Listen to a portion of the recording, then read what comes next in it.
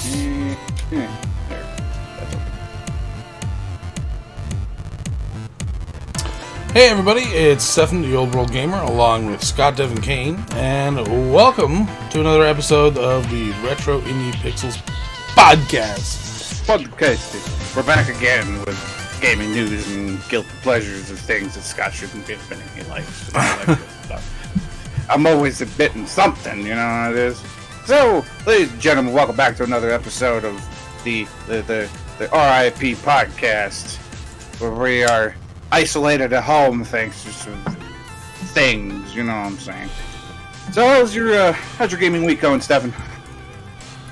It's okay, could be better. I played a couple of indie games earlier this week that were different. And then my controller decided to not really work well on another one. It was kind of giving me this drift all of a sudden. I'm like, wait, what? I've not had drift on this PS4 controller. Now all of a sudden, when I go to use it again for a different game, it has drift. Come on. How about that? You know, it could be a calibration thing, but it doesn't do that for all my games. It just did it for 2 of the games that I loaded up. Yeah, the same thing with me. Like, the last week for me was basically like Final Fantasy 15 and Dead by Daylight. I used my the GameCube controller for Dead by Daylight, so that's fine. But, yeah, the exact same thing happened to me playing Final Fantasy 15. I had to go and dig out like an old Xbox 360 controller just to be able to play the game, because it's like sometimes like it was like a literal like war trying to fight against this PS4 controller, and it's like it's drifting so hard to the left, and then the screen keeps on spinning, and it's like, this is impossible. I don't know what to do, and it's really difficult with a game that really needs you to kind of have your camera facing forward all the time. Yeah. So yeah, it drifts. You know, we might talk about that a little bit. We might just talk about it again. Because, yeah, getting ahead of ourselves. But anyway, so yeah, my last week was Final Fantasy 15.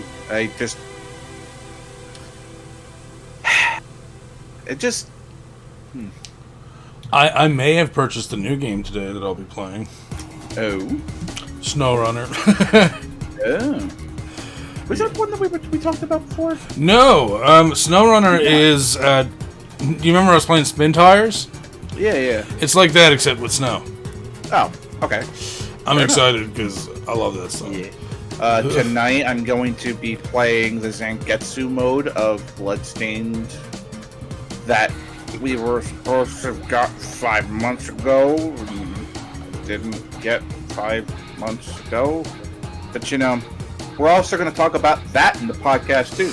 Again, getting ahead of ourselves. But so we no longer get ahead of ourselves. We will go directly into SDK's news for the week, and as always, it is brought to you by VG247 and Destructoid.com. So, first thing we're going to go over here is Nintendo now has their year of end sales for the Nintendo Switch, and it is at a pretty high number.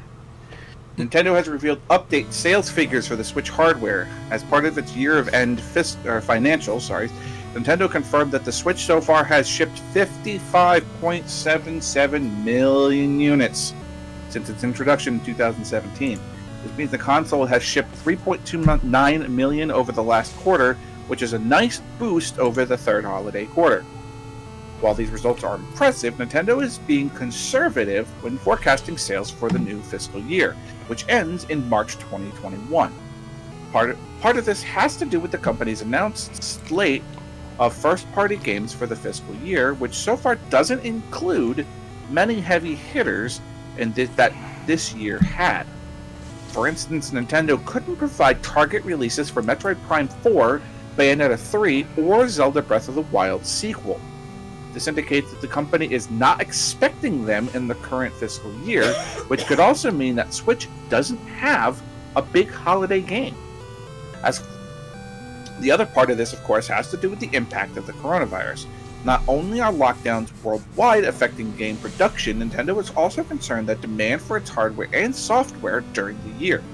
In raw numbers, Nintendo expects to ship 19 million units in fiscal year 2022 2020 to 2021, compared to the 21.03 million it shipped in last year's fiscal year.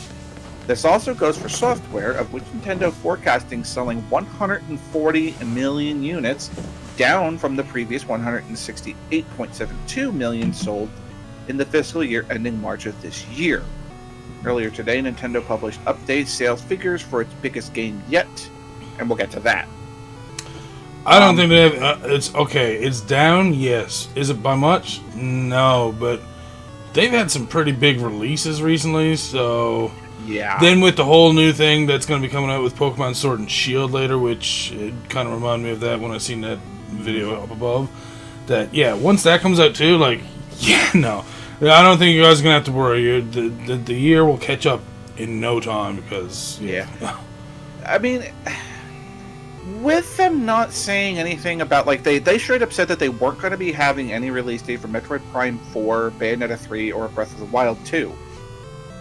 That's fine, but I have a feeling that they're going to be perfectly okay, like you said they are, because right now I don't feel like we have any end in sight to what's going on right now. Mm-hmm. So I think that console sales, like they even said, like, you know, a few weeks ago that they're going to be upping production of the Switch by 10%. So that already says that these people are going to be buying 10% more Switches than normal, which I feel in turn, because Switches were already sold out at their current, you know, number of consoles, that I don't think that 10% is really going to be able to cover the need for the consoles quite yet.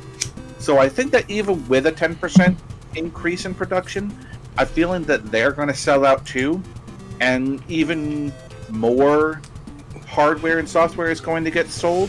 So I think Nintendo, they're going conservative, and I understand that there's a reason for that they have to be conservative, especially with what's going on right now.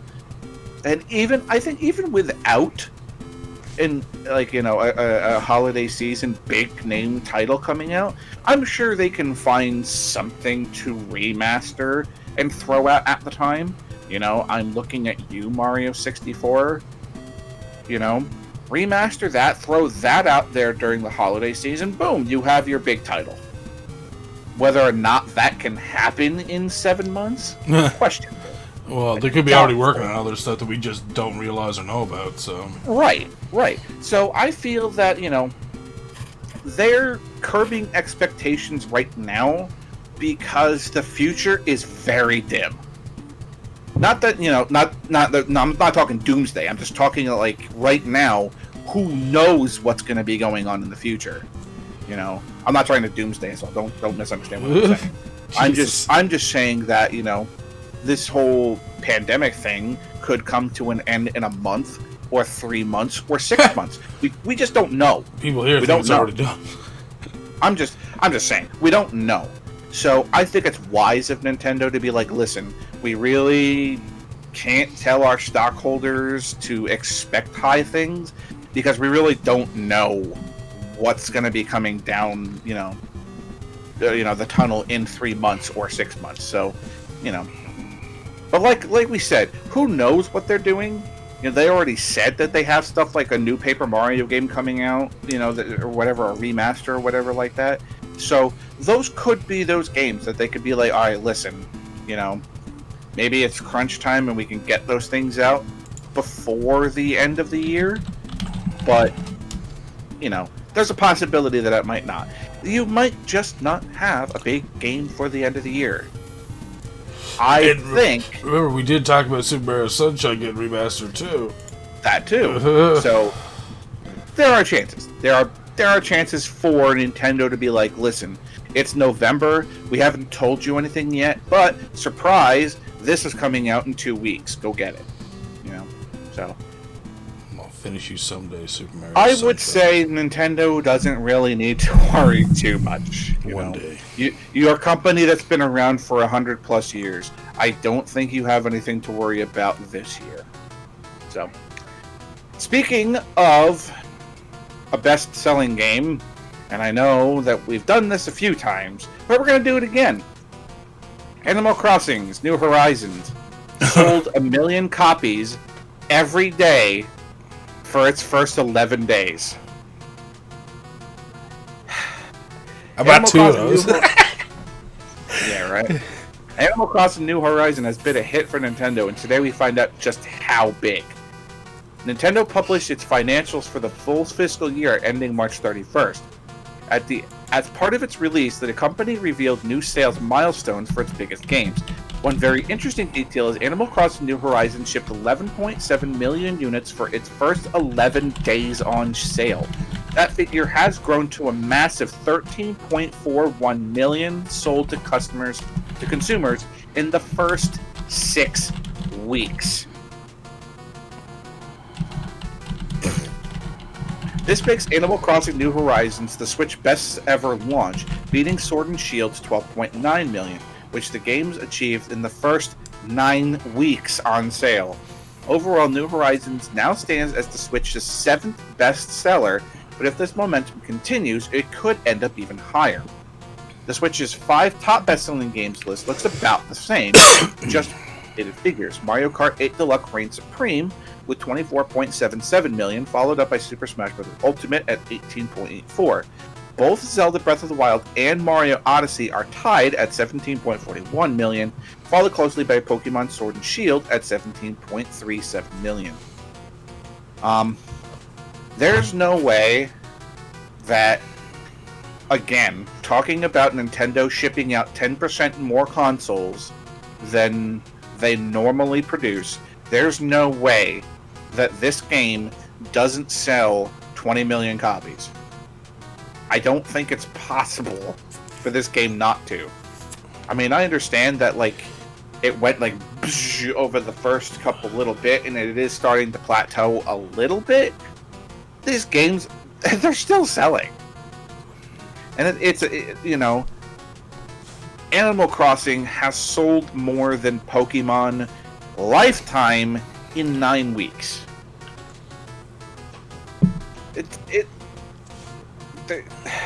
How? Just, it's insane. And I mean, it is not going to outsell Mario Kart Deluxe. I can't see that happening. It's Mario Kart. Even though Animal Crossing is huge, I just don't see it being a bigger title than Mario Kart. Super popular, it's getting played a lot, and Mario Kart is about to get played a lot more in the next coming weeks, and I forgot to talk about that shit. I might just open my Switch up and give you guys a little bonus here. I forgot to talk about this earlier, and I wanted to bring this up. Let me get to the news real quick. Oh, here we go.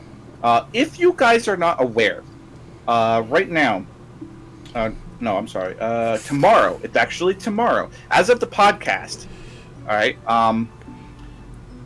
the Mario Kart North American Open starts May 8th and runs until May 20th.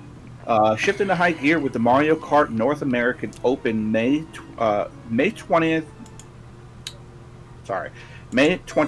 tournament.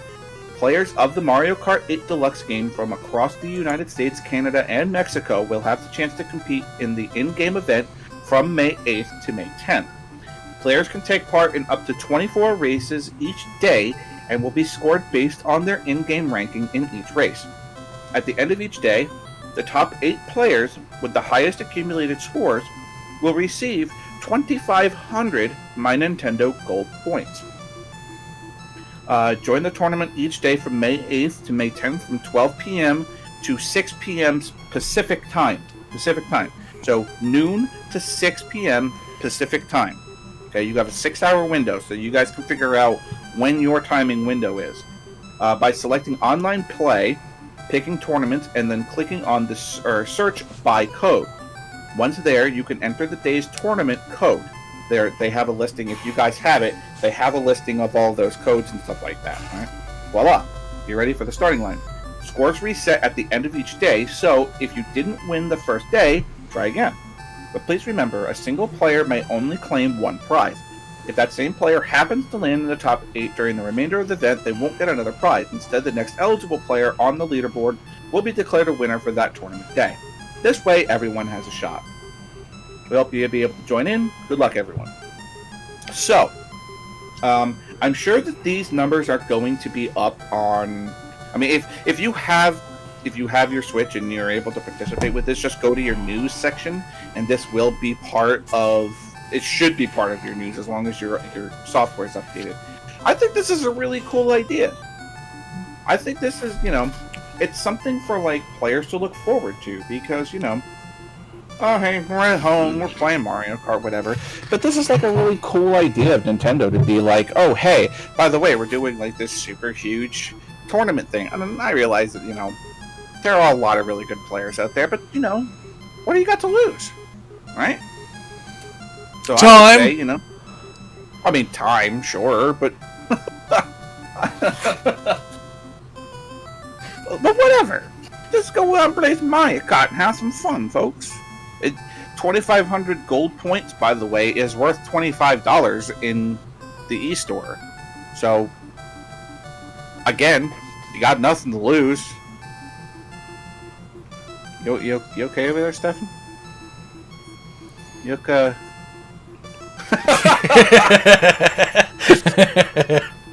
Jesus, I thought your camera fucking froze. I'm like, what the fuck? I do that so often. It's so much fun. All I see is his face. I'm like, what the fuck is he talking about? Sometimes you just gotta stop at the right time.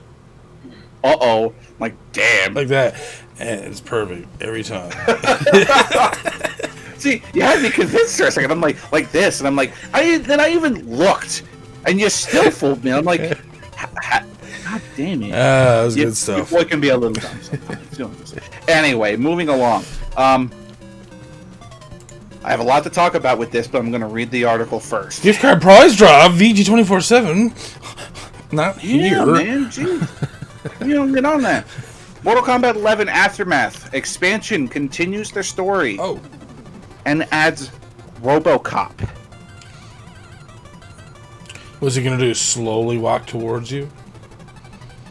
And it costs $40. Wait, hold on. What does? This is far more than just another character pack.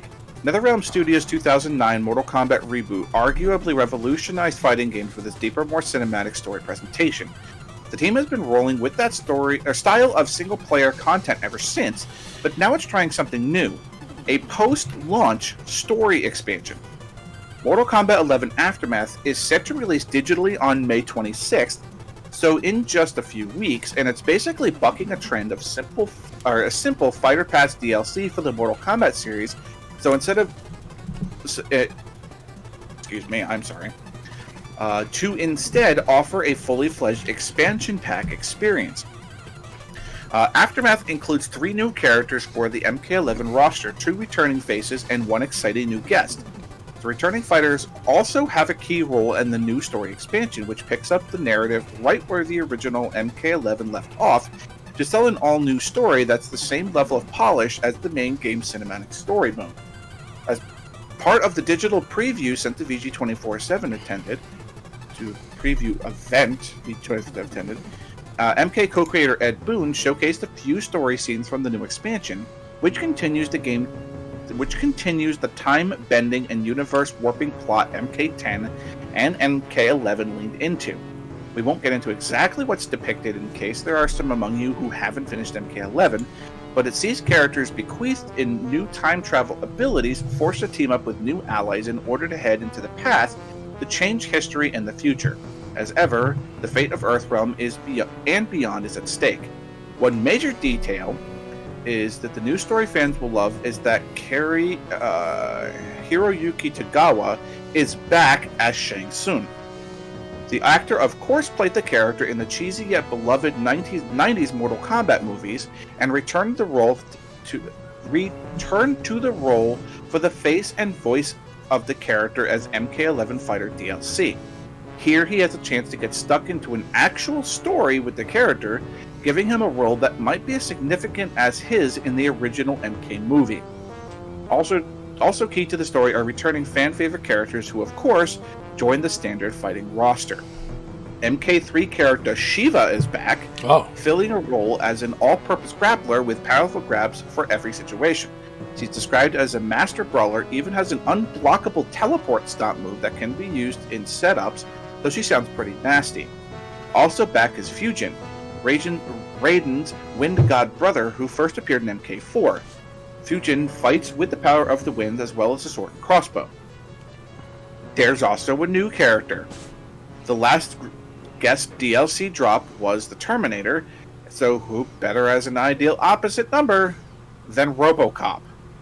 The 1980s action movie hero joins the roster to clear out the dirtbags, and the character has the licensed voice and likeness of Peter Weller, the original actor to play the role. RoboCop has a technological arsenal at his disposal, including a flamethrower, riot shield, shoulder cannon, and different ammunition types, and of course, his iconic Auto 9 pistol. Beyond that, Aftermath expansion will also get the 3 new character skin packs, though these will be released over time and won't be available at launch. As previously mentioned, Aftermath releases digitally May 26th and is available in a few different formats. Just like Aftermath expansion for MK11 will cost $39.99 American, that gets you everything mentioned above. A bundle with Kombat Pack 1, bringing you up to date on existing DLC, is $49.99. This includes Kombat Pack 1, which includes 6 extra playable characters and a bunch of skins.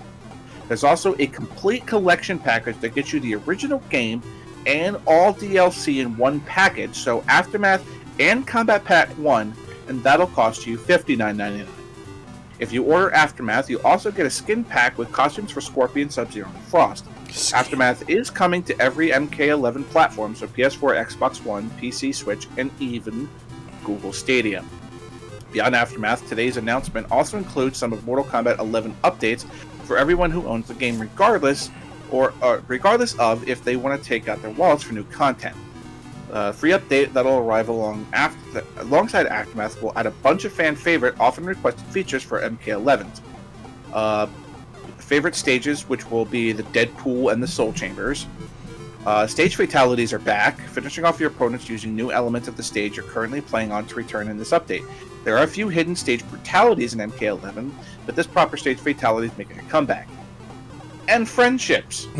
Friendships, the humiliating alternative finishing moves, where instead of executing your opponent, you do something friendly, are back.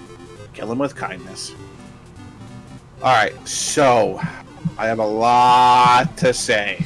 Like Kano barbecuing, what a friendship. Well, I'd get up and be like, man, you beat the shit out of me. But he's putting some shrimp on the barbie. He's Australian, man. Oh. I don't do an Australian accent. He's putting shrimp on the barbie. That was awful, and I know it, and shut up, Steve. But, because I know you'd be the first to say something. But, Steve's lurking in the background. He's like, what the fuck did I do? What the hell? But anyway. Alright.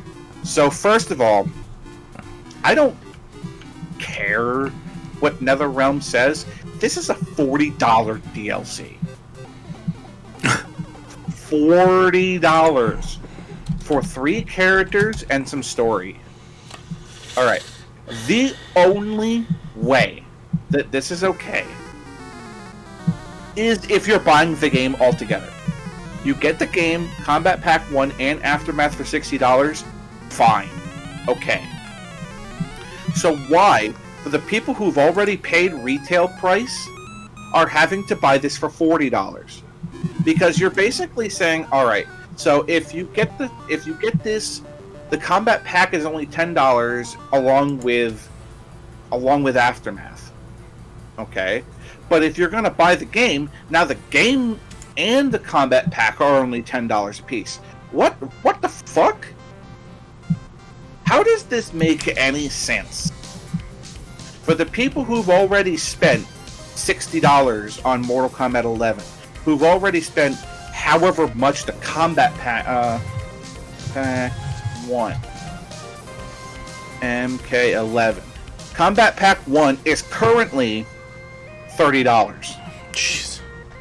So if you're telling me right now that the game at $60 and the Kombat Pack at $90, you're going to sell us all 3 for $60. Sounds like a deal. But I already own the game. So why am I spending $40 on a DLC for a game that I already own, but the people who don't own the game only have to spend $60 for everything?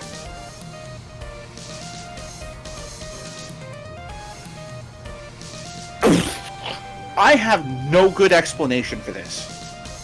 It makes absolutely no sense. And this should be offered at a discount to the people who already own the game and own Kombat Pack 1. It's that plain and simple. Yeah. There's no reason that the people who are new coming into the game should be getting treated better than the people who have already purchased the game and the first over-expensive download. This just doesn't make any sense. It doesn't make any sense at all. So, NetherRealm, you just... Let's go to the good side of things. I have watched all of this stuff. Okay, I have watched these previews. Shiva looks fucking amazing.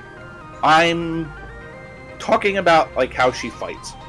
I don't get why her face looks like she's been fucking run over by a bus, but I guess it's because she's not Clay anymore. I don't know, but she looks really good. She looks like super good. Fujin also looks really good. We do not have any gameplay trailers of RoboCop yet, so I can't give any sort of... Dude, he does have a technological arse. How can he be good? How can he possibly be a character that doesn't just sit on one side of the screen and just fire? Spam projectiles, and if you get in close to him, you are absolutely fucked. And how does RoboCop combo? Because I don't know about you, but have you seen any RoboCop movies where he moves kind of quickly? Have you ever seen any RoboCop games where he's ever moved quickly? No. He's so fucking... That's what I said as soon as we started this. Like, really? RoboCop as a character? Like, how slow is that going to be? I don't get it. Like, Terminator makes sense because he, He can move like people. Alien made sense because he can, or she can move, or no, it wasn't Alien. It was Predator. I'm sorry, it's Predator. Predator can move like super fast and stuff like that. But it's like, I mean, it's clearly for fan service, obviously. Oh yeah, but I mean, Jesus. But I think even fans would say like, yeah, this is a bad idea. Yeah, that's like, I would take Shujenko over this fucking character. You know who Shujenko is? Probably not. But he's from Mortal Kombat or Mortal Kombat Apocalypse or Annihilation or whatever the hell it was called. The one where everybody died. I can't remember what that one's called. But anyway, Armageddon. There it is. Mortal Kombat Armageddon. I would take that over RoboCop. He has got to be boring. He has got to be boring. He has to be completely one-dimensional. There's no fucking way that this character can be good. There's no way. Especially in a game which is all about doing like these rapidly fast fucking combos. There's no way that this character can even slightly be good. I could be wrong. They could completely fuck with the character. They could make him lightning fast, and I quit. Okay, well, we're gonna have to redo a RoboCop movie to show him move fast because, again, like, I'm just gonna have a little strut here. Oh, stop, citizen! I'm coming to beat the shit out of you now. Like, nah, I'm sorry, RoboCop. This is not going down. No. So, it just, I don't know. It just seems so terrible to me that just like Shiva looked so good, Fujin looked really good, and then they dropped this stop dirtbag or whatever he said in the fucking thing, and it's just like, fucking why though? Fucking why? So many dirtbags. RoboCop wants to rest. What can he do but walk slow? Anyway, all right, I'm moving on now. So, a Nintendo leak has finally explained to us why now that we have to use friend codes instead of usernames. An international PowerPoint presentation from Nintendo, which has leaked over the weekend, appears to explain why we're still using friend codes instead of usernames. Friend codes, a 12-digit numerical code used to connect to other players, were originally introduced in 2006 for the Wii, and have since continued to be used in the 3DS and Nintendo Switch systems. But they're clunky and tough to remember, so why not just use usernames? Over the weekend, leaked documents, apparently first posted to 4chan and reportedly linked to a server hack at a contracted company, appear to offer an answer to this question. A presentation slide of the Wii explains Nintendo pushed for friend codes, believing that these were simpler and more comfortable to use compared to a new username system.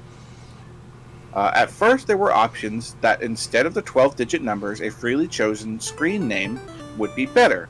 The slide begins before listing the potential problems. There are high probabilities of duplicate screen names. When this happens, multiple re-entries are required.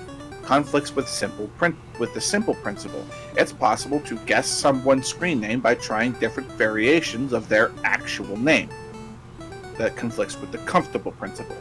While logic doesn't exactly follow, it offers fascinating insight into the thought process that went into Nintendo's Wii, and which continues to be used to this day.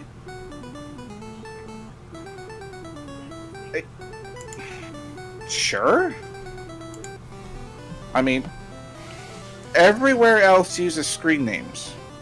So there's a high probability of duplicate screen names. When this happens, multiple re-entries are required. It conflicts with the simple principle. Well, yeah, because there's going to be 1,000 people who are going to want to be called Big Dick Ben or whatever, or just whatever. I'm throwing a name out there. Everybody's gonna want to be like, hey, my screen name's Sephiroth. Well, I'm Sephiroth 1234. Well, I'm Sephiroth 6969. Well, I'm Sephiroth 1989. Blah blah blah. It's like, all right, just let the people do what they want. Put numbers behind it or whatever. It's possible to guess someone's screen name by trying different variations of their actual name. Conflicts with the comfortable principle. Well, I can go with that. I went and set up a Epic Game Store thing today. I forgot that once upon a time I already signed in when Subnautica was free. And I got one through using my Google email. So anyways, I went under expecting, okay, put in my usual email. No, nothing. Alright, so let's see what's available then to sign up. Old World Gamer? Nope, taken. Alright. OW Gamer? Nope, taken. OWG? Taken. Okay, expected that one. How about old_world_gamer, same as my Twitch? Taken. And I'm like, excuse me? They're all taken. How many people out there are actually using that? Thankfully, I said, okay, let's try using the Facebook sign-in. No, it didn't work. Let's try using the Google sign-in. Hey, Old World Gamer, it was originally taken by me, so good. At least I got that much. But yeah, it's, I don't know. I mean, yes, it's simple to take a name, but there's so many different like you were saying, variations and stuff that it shouldn't really matter too much. Yeah, I guess. Because, if you're trying to communicate with somebody, it doesn't really matter. It's like, if there's OW Gamer out there, if there's OWG out there, if there's old_world_gamer, whatever, I'm talking to you. You can just give me your screen name. True, I'm exactly. not going to look at the other people's names. I'm just going to ask you. It's like, yo, what's your friend code? You give me that. Cool, I found you. What's the difference of me just saying, oh, hey, what's your screen name? Oh, cool, I found you. Why is this so difficult? I don't know. I get it, but it just doesn't. I don't know.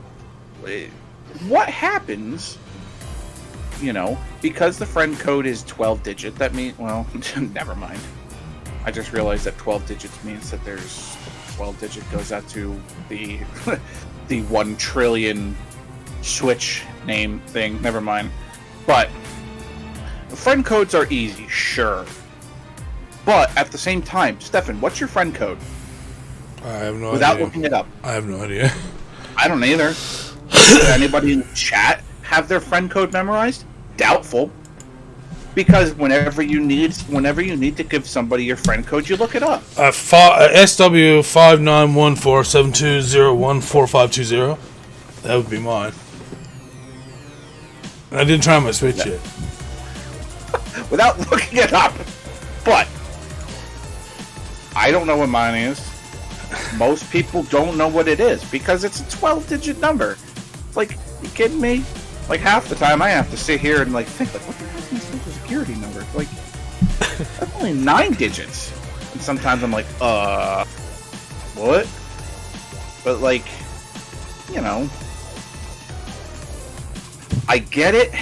And it makes it so that because it's 12 numbers, it will be unique to the trillionth person buying a Switch or having a thing, which is not going to happen because we don't have that many people on the planet. So, I guess it makes everyone's code unique. Alright, sure. But, usernames aren't that hard. They really aren't. So, but I get Nintendo's function of it. So, it makes some sense. Aren't that hard? God, Scott. So, ladies and gentlemen, boys and girls, children of all ages, the one thing that I was looking forward to this year has been canceled. EVO 2020 has been canceled because of COVID-19. Ooh! And they're now going to hold tournaments online.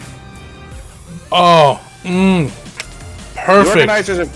The organizers of EVO 2020 have announced the annual fighting tournament will not take place at the Mandalay Bay this year.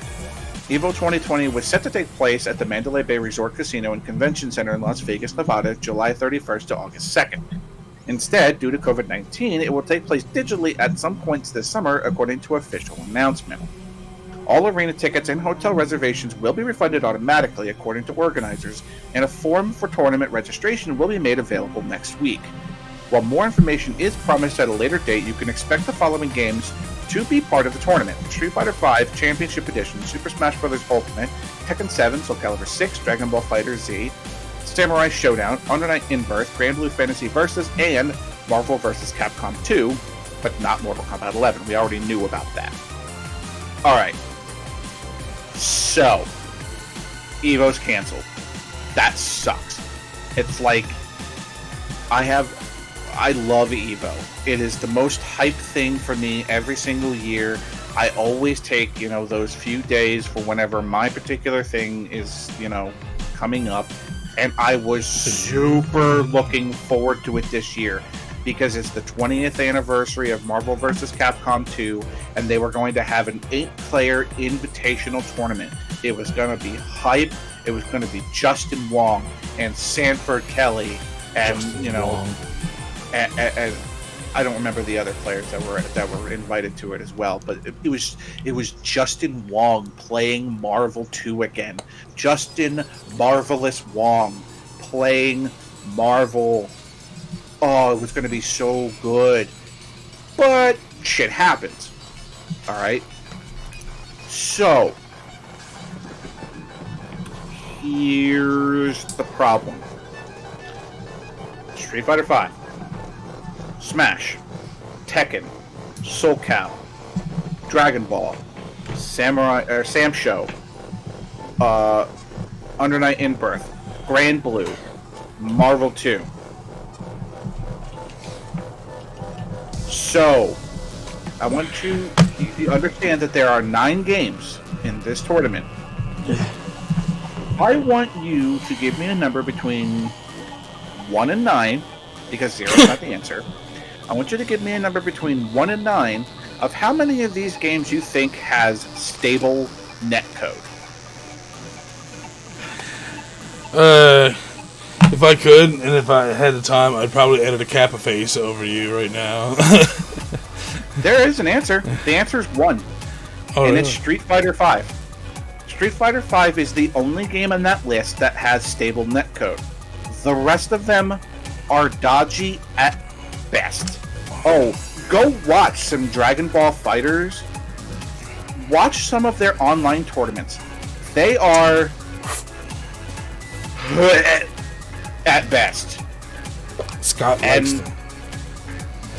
no. Oh, Oh, please go play some Smash Online. Oh, please tell me how your experience is. Oh, please tell me how when 1,500 people sign up for this same tournament, trying to do brackets in the same fucking day. Oh, tell me how that's gonna work. Not to mention all of the people who are going to be playing the game casually, who don't give a shit about EVO, who are just on Smash at the same time. Can you imagine the chaos that's going to be? Because Smash's netcode to begin with is the highest form of dumpster fire. It's so bad. It's amazingly bad. And Soul Calibur 6 isn't any better. Dragon Ball Fighters is just as bad a dumpster fire as Smash is. Sam Show, I can't tell you because I haven't played it. Under Night is marginally okay. Wonderful. Grand Blue isn't very good too. And the problem, and we haven't even addressed the fucking problem right now. The problem is the Marvel vs. Capcom 2 tournament right now. So, you know how much it costs to buy Marvel vs. Capcom 2 right now? Trick question, you can't. Because it's not being offered anymore. The only way for you to buy the game is for you to buy a physical copy of it. So what they're trying to tell us right now is that the people who are in this, the people who are going to be in this tournament right now, all 8 of them must either own the 360 copy of it, of the digital game, the 360 copy, or the PlayStation 4 digital copy of it, or it might even be PlayStation 3. I apologize for that. It might even be 3. So all 8 players must own the game, own that stuff, and have an online subscription.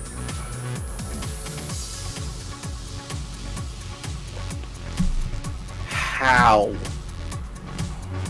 How are they going to do this outside of literally going, oh, hey, we are no longer going to be doing regional tournaments for this. We are now just going to say, here's 8 players, here's a 360 with the game installed on it somehow, and somehow with you having access to it. Not only that, mind you, these people are going to be able to have access to these 360s with these accounts on them. You see what the problem is here, Stefan? Yeah. Especially with something, with a game as universally hype as Marvel vs. Capcom 2 is. Where, when, like, people heard the announcement that Marvel 2 was going to be part of EVO, people freaked the fuck out. Like, I freaked out. Go watch some reaction videos to, like, the big name, FCG community people on YouTube and watch their reactions to it. Whew. People wanted this because we want to see Sanford Kelly versus Justin Wong in the finals. We want to see that because, like, first to 15, Marvel vs. Capcom 2 in real time. Like, doing this over the internet just isn't possible because, like, this is Marvel 2. I mean, they're still running tournaments now. I mean, you could go onto YouTube and be like, hey, we're running some Marvel tournaments. You can join, blah, blah, blah. And even some of those games are like, you can hear the people like, oh, shit, this shit's laggy. This is real bad, blah, blah, blah. Like, it just doesn't work. It just doesn't work, and I don't know how the EVO committee is going to be able to just say, oh, hey, our first game on the docket is Soul Calibur 6.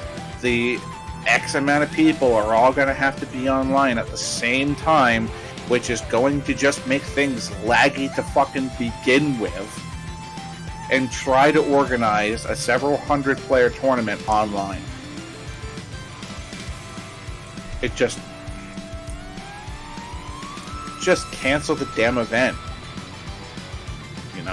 All these other events have been canceled, so What can you do? Just doing it online is not a possibility. There's too many people that want to be involved in something like this, especially Smash.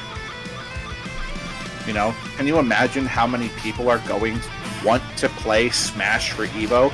Now that it's local, now that you can say, oh, hey, I can join Evo at home? Can you, like, imagine you're somebody from the East Coast. You're a decent player, but you're not sponsored. So your availability... I know. I apologize. I'm gushing. No. Don't worry. You can do what you want, man. I was seriously where I was like, man, we're not gonna have like this is gonna be like less than 2 hours this time. Like looking at it now, like, oh shit, Scott's got so many articles still left. We're at 45 minutes. We're good. I know. Perfect. We've gone through what was 5, 4, oh god, we've talked about 4 articles. Jesus Christ, we're 45 minutes. Gee. Anyway, it's not going to work. That's fine though. It's not going to work. No, God, because, no, dude. Like I said, like if you're an East Coast player and you wanted to be part of Evo and you're not sponsored, you have to literally spend your own money to get there for your entry fees, your hotel, your food, all of that, just to participate in Evo. Now that it's online, all of those East Coast players who are decent but didn't have the funds to make it to Evo can all participate now. Yeah. So it's like, how? It went from like an event that could have had 500 players to an event that could have 5,000 players. I think that that's good for the fighting game community. And, you know, would I want to participate in Evo? Probably not. Will I? Maybe I'll fire up Soul Calibur 6 and see how I do. You know? Maybe it'll be a regional thing, and then I don't know. So to me, it just sounds like it's going to be an absolute clusterfuck. It's going to be an absolute just dumpster fire, and I'll report about it when they're done. Just to say I told you so. Anyway, I'm moving on. So, remember how Jeff Keighley told us we were getting Summer Game Fest? Oh. We talked about that last week. By the way, guys, it's lasting 4 months. Jeff Keighley has announced Summer Game Fest, which will span 4 months, and news and events from a variety of publishers and platform holders. Summer Game Fest will be an all-digital event featuring breaking news, in-game events, and free playable content. The event will run May through August and feature updates from publishers such as 2K, Activision, Bandai Namco, Bethesda, Blizzard, Bungie, CD Projekt Red, Digital Extremes, Electronic Arts, Microsoft, Take-Two's Private Division, Riot Games, Sony, Steam, Square Enix, and Warner Brothers. Additional publishers will be announced during the coming weeks. It is uncertain and challenging. In these uncertain and challenging times, it's more important than ever that video games serve as a common and virtual connection point between us all, said Keighley. SGF is an organizing principle that promises fans a whole season of video game news and other surprises from the comfort of home. As part of the Summer Games Fest, Steam, Xbox, and other platform holders will offer accessible to playable, limited-time demonstrations and trials of select game content. The Summer Game Festival Summer Edition, as previously reported, will run from June 9th to 14th, with other platform dates to be announced. You'll be able to keep track of all the announcements via publisher-owned and operated channels from Facebook, Mixer, Twitch, Twitter, YouTube, and more. Keighley will also host a special pre-show and post-shows for publishers' events. And don't forget, he will also host Gamescom opening night live on August 24th. Holy shit, man. It's good and it's bad. Okay. Good because, okay, 4 months. Bad because are we going to really get 4 months, or are we going to get 2 hours here, 4 hours there, 8 hours here, 1 hour there? See, that's what I'm feeling is going to happen. Not only that, but then, oh, AAA, AAA, AAA, AAA, AAA, AAA. What about the indie industry? Do you guys not realize how big that is? Do you not realize how big some of the indie publishers out there that are putting out, like, hit games regularly? Like, come on, man. Like, and again, not to, like, I guess to toot the horns of some of the publishers I follow, but like Danjin and Megacat, they are regularly putting out like good quality stuff all the time, and that's just the first thing to come to my head because I'm a big fan of them. But you know, other than that, it's like, how are you not inviting indie developers and publishers to this? Because that could help fill the time, but they're not saying anything about it whatsoever, and that's what I'm saying, right? Yeah, I mean, they said that additional publishers will be announced in the coming weeks, so, I mean, they might be, you know, they might be bringing in some of these smaller publishers and whatnot, but it would be nice to know ahead of time. You know, it's like, oh, are you gonna bring Megacat Studios on there? You know, I would tune in that day just to see what new stuff they got to talk about. Yep. You know, am I not interested in the AAA publishers? Of course I am.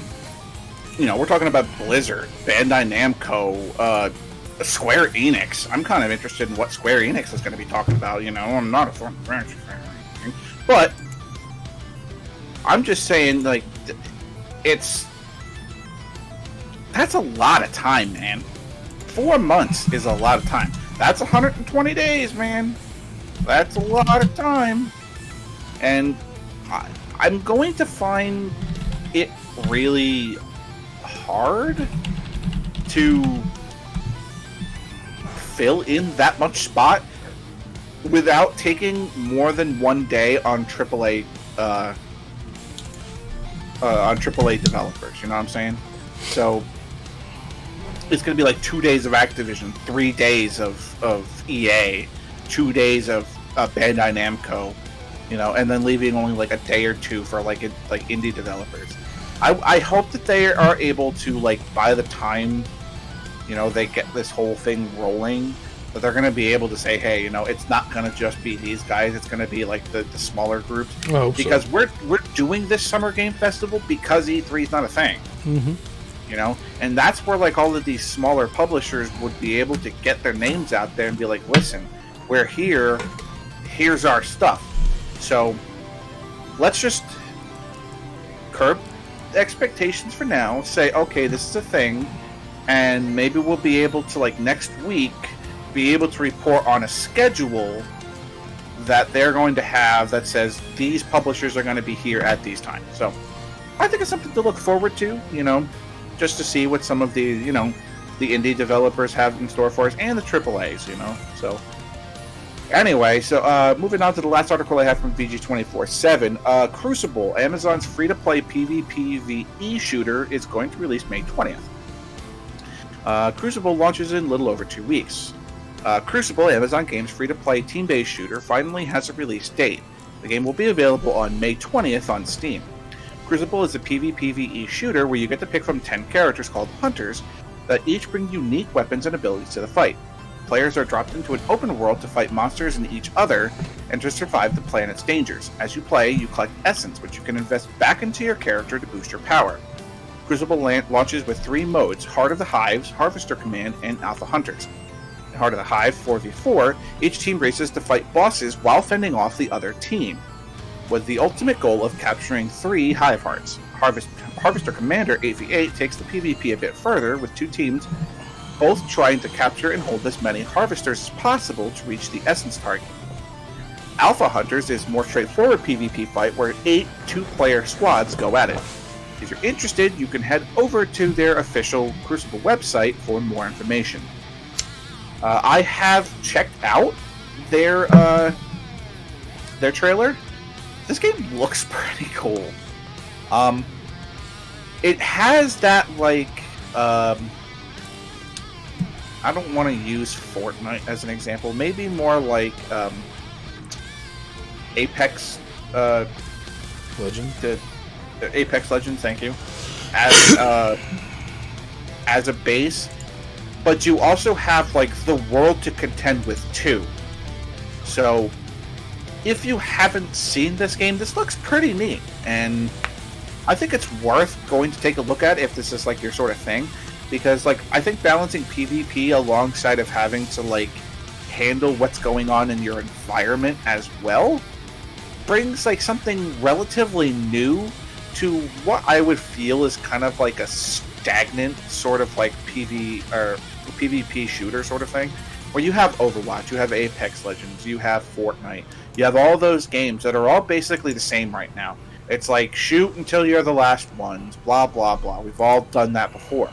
But this is going to be something where it's completely different. It's like, okay, not only are you shooting to be the last ones involved, you're shooting to survive against the world itself too, which is different, you know. So I think this is going to be something for you guys. They're worth checking out, worth taking a look at, and it's free to play. So again, what did you have to lose besides your time, right? So anyway, that'll do it for VG 24/7 articles. Moving on to articles from Destructoid.com. Here we go again, Stefan. We're going to talk about this again. Xbox is now facing a class action lawsuit over the Elite's controllers drift issues. You may remember that a class action lawsuit was filed against Nintendo in 2019 pertaining to the drifting technical issues that were bothering a bevy of Switch owners. Well, it seems that Microsoft is next in the firing line, as a similar suit has been filed against its top console brand, Xbox. The suit was filed in U.S. District Court for the Western District of Washington by New York resident Donald McFadden. McFadden states that they purchased two of the pricey Xbox Elite controllers that both exhibited signs of drifting, when analog movements are detected by the games despite the sticks themselves remaining stationary. McFadden alleges that the Microsoft is fully aware of the issue but failed to disclose the defect and routinely refuses to repair the controllers without charge when the defect manifests. The suit directs attention to similar complaints from Xbox users found online, as well as repair video services and replacement parts available from third-party sellers. Nintendo's drifting lawsuit ended up in arbitration following a judge's refusal to outright dismiss the case. Nintendo itself no longer charges for drift repairs, though it maintains that the Switch Joy-Con is a high-quality precision product. The result of Xbox suit, short and long term, remain to be seen. Why do we have to keep talking about this, Stefan? I don't know why how drift is an issue to begin with anyways. I don't understand this. It's like when I was playing, like I told you guys, over the last week I was playing Final Fantasy 15, and I didn't, before that time I didn't have any of lucky you, Game Hunter, very lucky you, because that's not unplugged, this and this both drift. This is less than a year old. This is less than a year old. Both of them drift. But anyway, you are on a very small list of people who are lucky. But anyway, I digress. I also don't play crazy shit like fucking Mario Kart 8, where you're going slamming your analog sticks back and forth.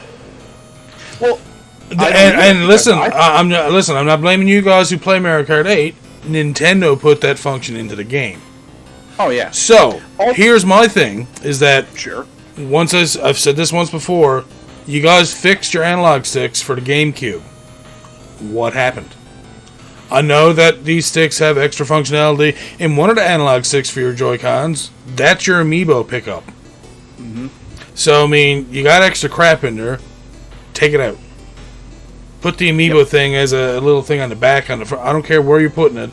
It doesn't need to be on the actual Joy-Cons themselves, and it doesn't need to be in the analog stick. Make the analog sticks the same. I don't know about you. I played a shit ton of Mario Kart on the GameCube, though, for sure. And I never had drift on a GameCube controller unless it was third party. And even then, that was rare. Yep. I think I had 3 or 4 third-party controllers for GameCube as well, and only one of them, and I believe because we might have spilled something on it, had drift. Other than that, never had an issue with them. Nope. So why are we having issues now? I just don't get it. I mean, it seems that like the more modern we get with these controllers, the worse they're getting. And it doesn't make any sense. It was like I was showing you my Nintendo controller last week. It's 30 years old and it still works perfectly. So what the fuck are you guys doing now?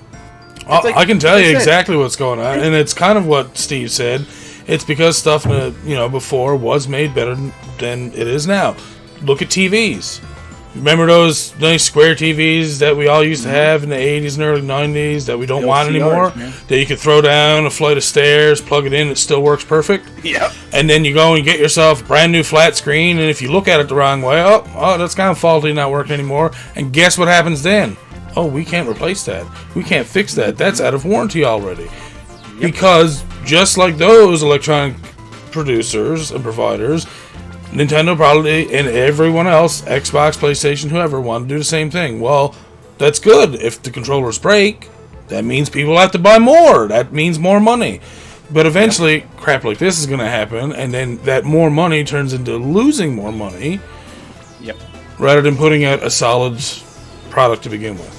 And if you do that to begin with, here's the thing. It's not like we're not going to buy new controllers, because we are. We're going to want more. And then if you go and put out, like, oh, this one is like a Chrome one that we're putting out. Okay, well, as a collector, okay, I would love to have a Chrome controller. All right, I'll get one of those. Or, whatever the case may be. Oh, look, they're putting out a Borderlands controller for PS4. And Scott's all like, all right, I want one of those. And guess what? I'm sure Gene wants one too.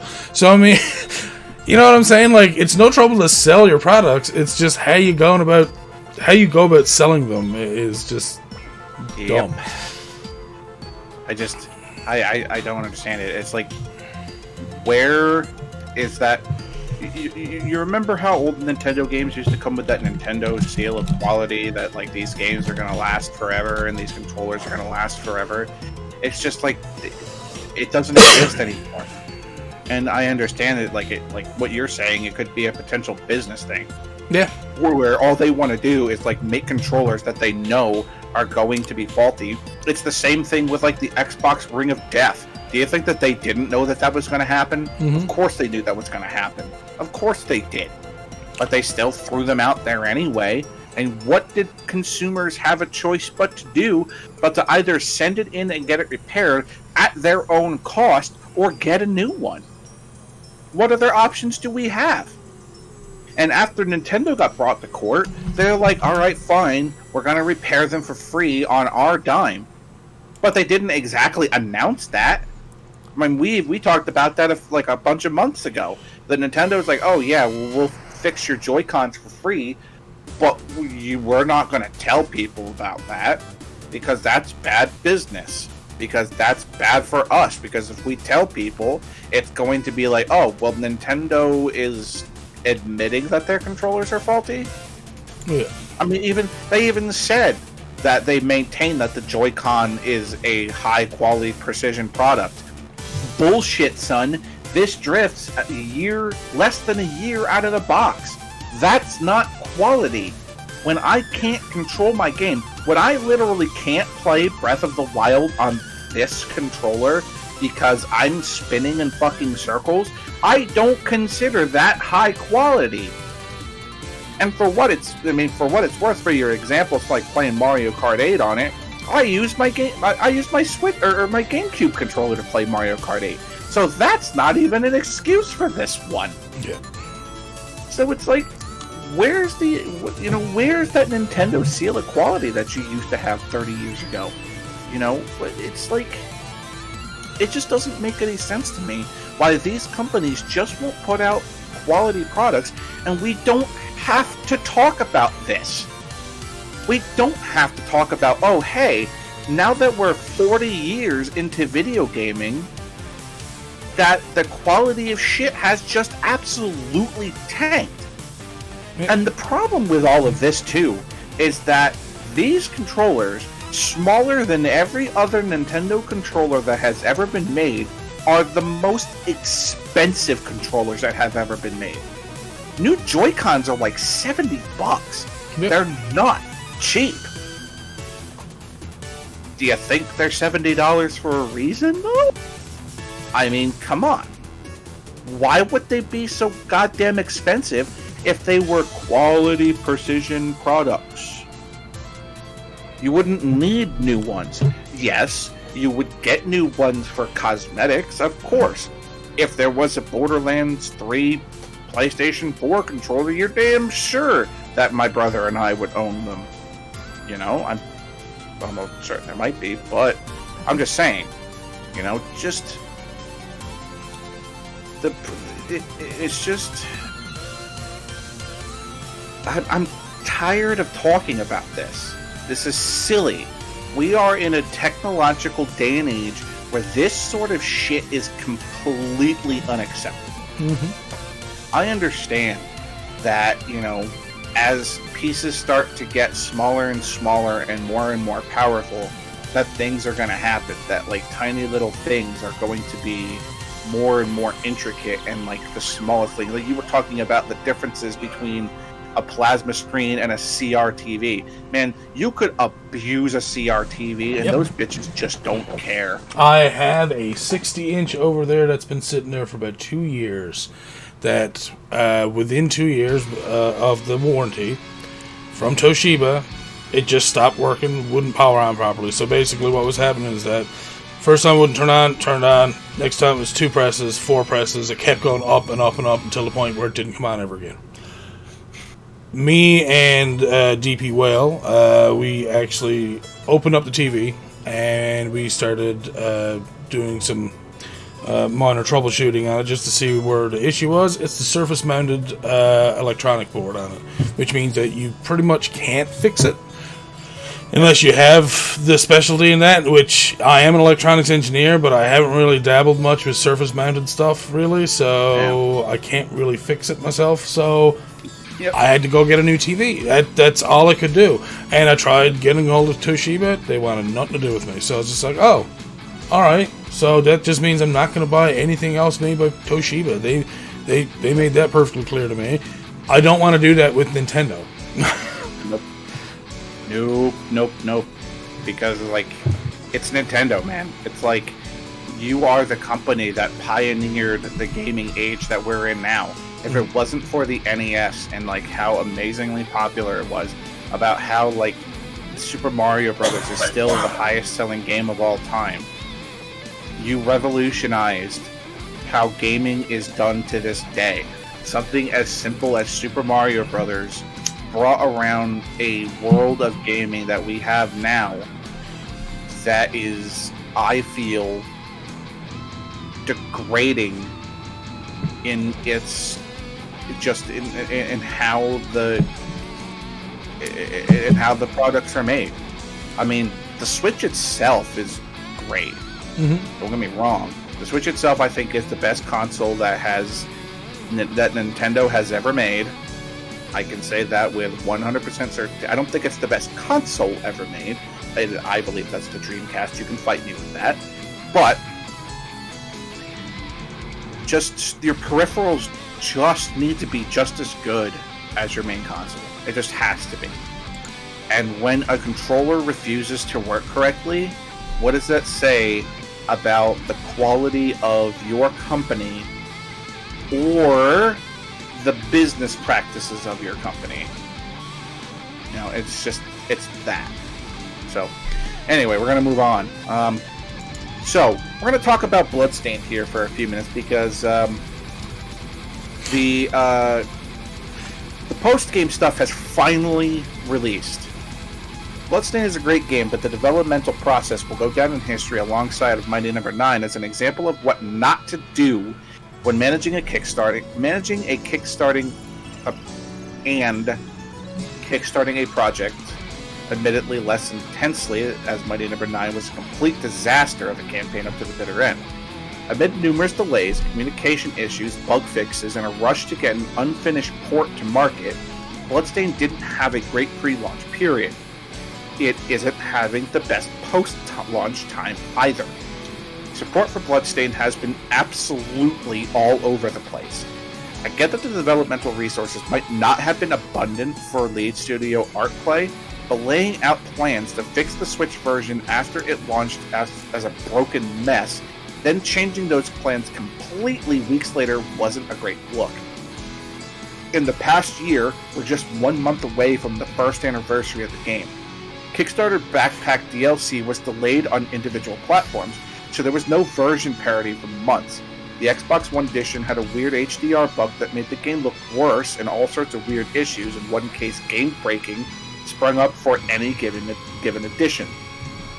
A lot of that is ironed out, but the damage was done. Much of Artplay's resources were devoted to plugging up the Switch edition as best as they could. But now we're getting actual new content this week in the form of the playable Zangetsu and randomizer mode. Just like the aforementioned communication efforts, part of it feels rushed and half-measured. Zangetsu, voiced by David Hayter, was a fan favorite of many Bloodstained players. He offered what is arguably one of the most memorable boss fights in the game, tasking players with picking up the basics of locomotion and restrained combat if they hadn't already. He returns this week in the form of a second playable character akin to the Richter mode in Symphony of the Night. To access him, you'll need to beat the true ending, so go ahead and do that now if you were expecting to dive in at 0 hour. On paper, Zangetsu is fine. His moveset is vastly different from the previous protagonist, Miriam, and I think Artplay succeeded in giving us a more action-oriented playstyle to zip through the castle. He doesn't have to worry about laboriously attaching spells or acquiring them. Instead, he just rips and tears and slices through everything in his path. And it doesn't have to worry about anything, actually. It's all unlocked at the start. No keys needed. The blood pool pre-drain. The high jumps by default. The sequence break to your heart's content. He's a ton of fun to play, notably because Bloodstained as a whole rules. But where the seams start to come apart is how he actually implemented in such an underwhelming manner. Zangetsu has no new dialogue, which feels like a waste of Hayter's talents. He has no cutscenes, nothing tethering him to the story. He has no real excuse for being there, and there's zero sense of immersion when playing as him. A boss fight mirrored with himself could have been a cool opportunity to expand the lore, but it kind of just happens. This is forgivable, as past Castlevania entries have flirted with this approach. But because things can't ever be simple with this game, players have encountered a bug where upon booting it up, even after completing the true ending, they don't have access to the new content. Right now, the official fix is beat the last boss again. But if you don't have a save file right before it because you overwrote it with New Game Plus, tough. Some veterans might relish the challenge of speedrunning again, others might not even bother. Luckily, I keep 100% fire right near the end to mess around with. The randomizer is a bit more justified. There's no pretense of a narrative here. You just select random knobs and buttons and have at another entropic playthrough where everything is scattered at your whim. While it's not nearly as enticing as the random dungeon mode that would have been completely changing everything, the castle itself is very well designed and the randomizer slots in nicely. If you haven't played it in a while, this is the way to do it. Said knobs include things like swapping save rooms, moving around key items, changing the ultimate goal, randomizing items, the whole shebang. Once you feel like you've cheated or created the perfect dungeon, well, co-created given the limitations, you can share via a seed, like many other randomizer tools offered in modern era. That's pretty much all there is to it. It's neat, limited, and not as grand in scale as the original Kickstarter goal, but neat. I still stand by the fact that Bloodstained, for all of its behind-the-scenes flaws and bugs, is one of the best Metroidvanias in years. But as this DLC drop shows, it could have been so much more. It's free to everyone, though, so that's a huge plus. Alright. Here's the thing. Alright, I'm gonna defend Bloodstained with this, not because I'm a fanboy, but because I am a big fan of this game, and I'm a big fan of Metroidvanias. Big surprise. We're talking about how, like, oh, there's no new dialogue and there's no new stuff and it feels like it's a waste of time. Symphony of the Night did the same damn thing with Richter mode and nobody complained about that. Did the same damn thing with Maria mode. Nobody complained about that. So what the hell is the difference here?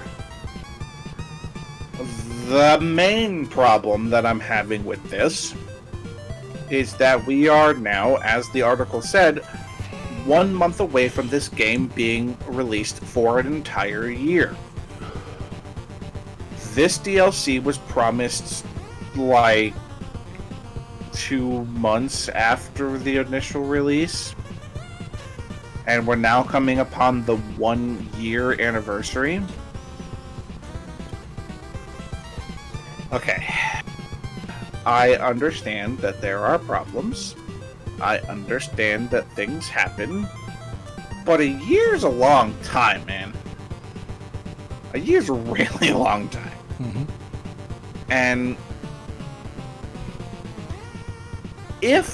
And we're gonna watch this tonight because like after the podcast, I'm going to be going through Zangetsu mode on Bloodstained, provided I can play it.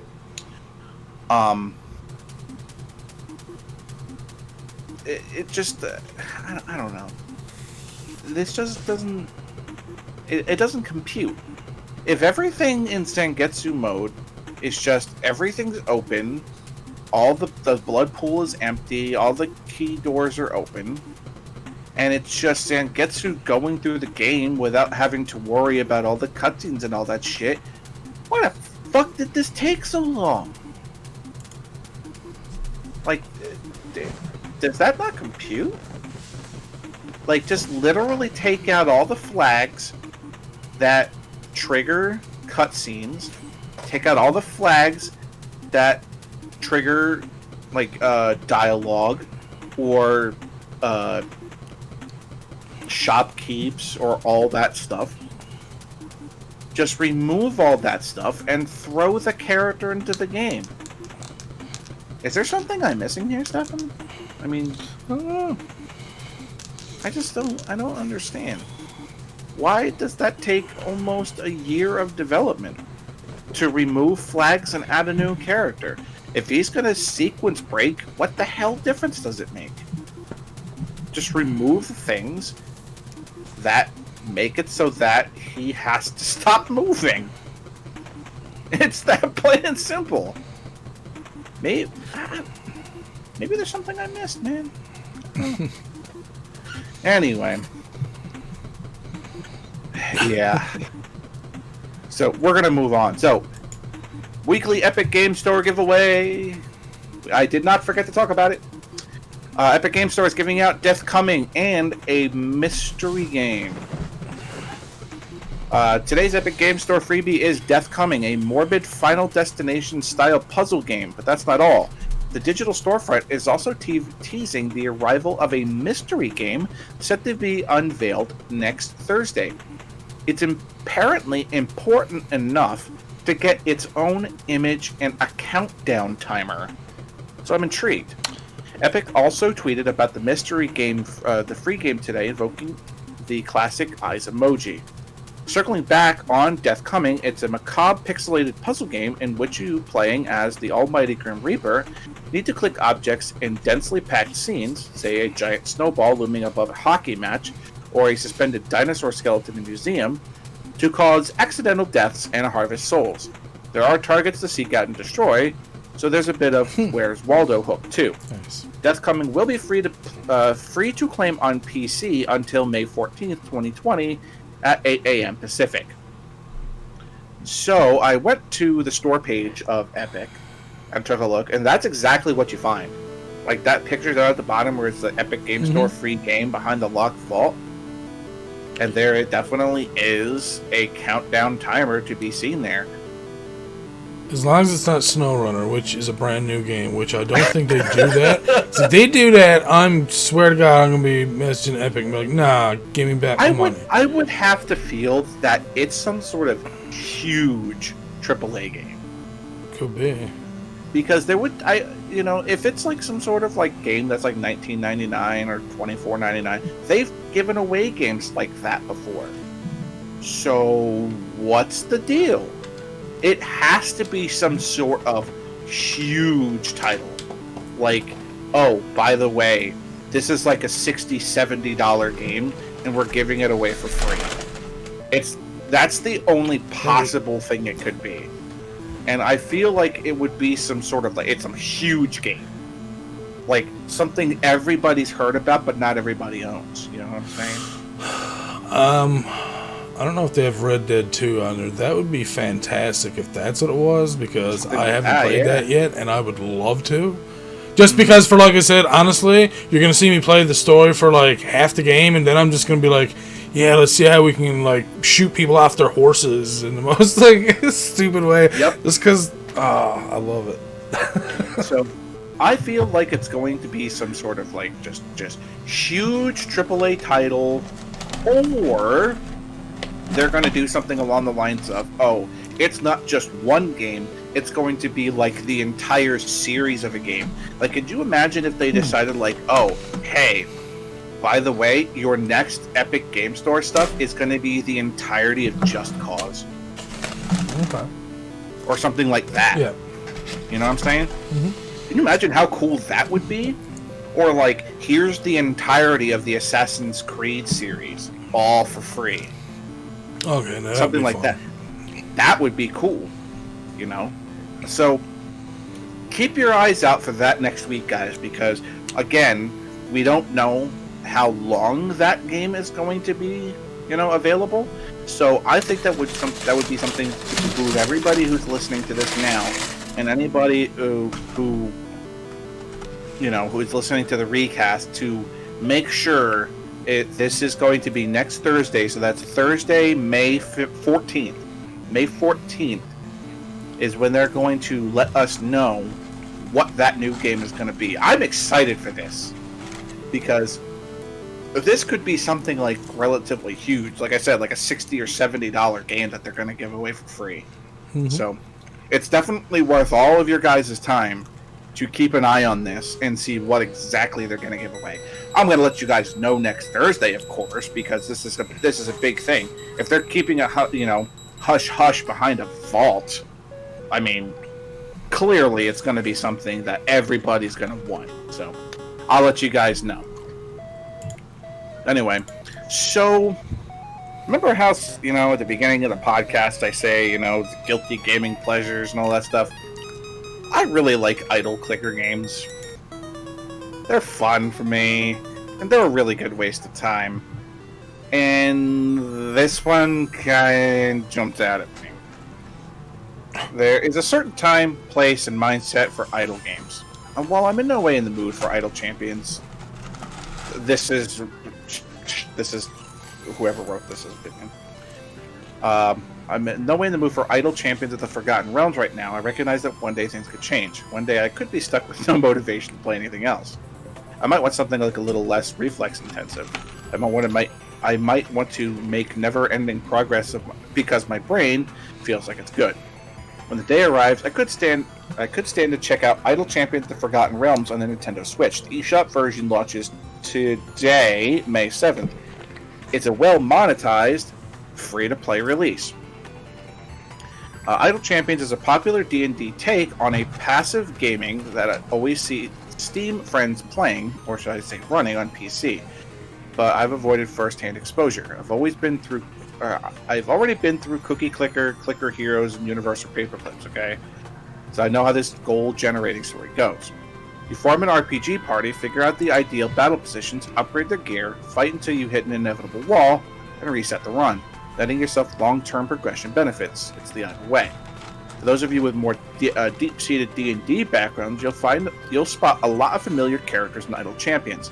Codename Entertainment draws from digital games and printed novels and comic and TRPG content. I've never cared much for the art direction, but mechanically I can tell this is the good stuff. It's a shame that there doesn't seem to be cross-platform save support. Starting fresh in these games can be rough. I am an absolute stupid fucking fanboy of idle games. I love that shit. I do not want to admit how many hours that I have on idle. Fuck, what the hell is it? He also doesn't like D&D. Oh. No, I hate it. Shit, no. Where is it? Clicker Heroes. Yeah, there we go. Clicker Heroes. I don't have 80 hours on that game.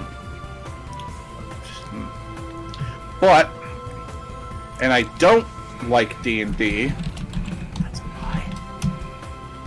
That's a huge lie. This, like, right here, this is, like, for me, this is a goddamn godsend. I love this sort of stuff, and it's going to be all of, like, now there's going to be a whole bunch of things in an idle game that I actually understand what's going on. I kind of hope that they're going to have, like, named heroes in this. Not just like, oh, here's a fighter, here's a, he's a thief, here's a rogue, here's a, cleric, blah, blah, blah. I hope they're actual named champions, that you could be like, oh, hey, I've been playing the game for 30 hours and I can finally unlock Driz Warden. Yes! Alright, so now I'm going to sit here for another 10 hours and level only him up. That sort of stuff. I sincerely doubt it, but you never know. But, again, if this is your sort of thing, it's free to play, so, why not give it a shot, right? What have you got to lose other than your time? Yeah. Moving on, I think we could learn something from this. Oh. Japanese households have been offered Super Famicoms to encourage kids to stay home. Japan is currently in a state of emergency. With no end currently in sight for the ongoing COVID-19 coronavirus pandemic, some young children are getting understandably restless at being kept indoors all day, every day. Yet, it's just the kids. But the Japan Retro Gaming Association is trying to help ease the boredom felt by youngsters with a dose of old-school gaming goodness. Jarga has refurbished 100 beat-up Super Famicom consoles and has been donating them to households across the country to help keep the little ones occupied.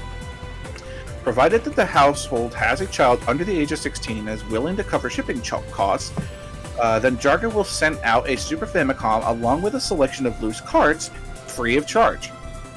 It's a simple but wonderful idea, and not only provides less well-off parents and their children with a little bit of joy and entertainment in some difficult times, but also gives these aging units a new lease on life, whereas many would leave them for scrap.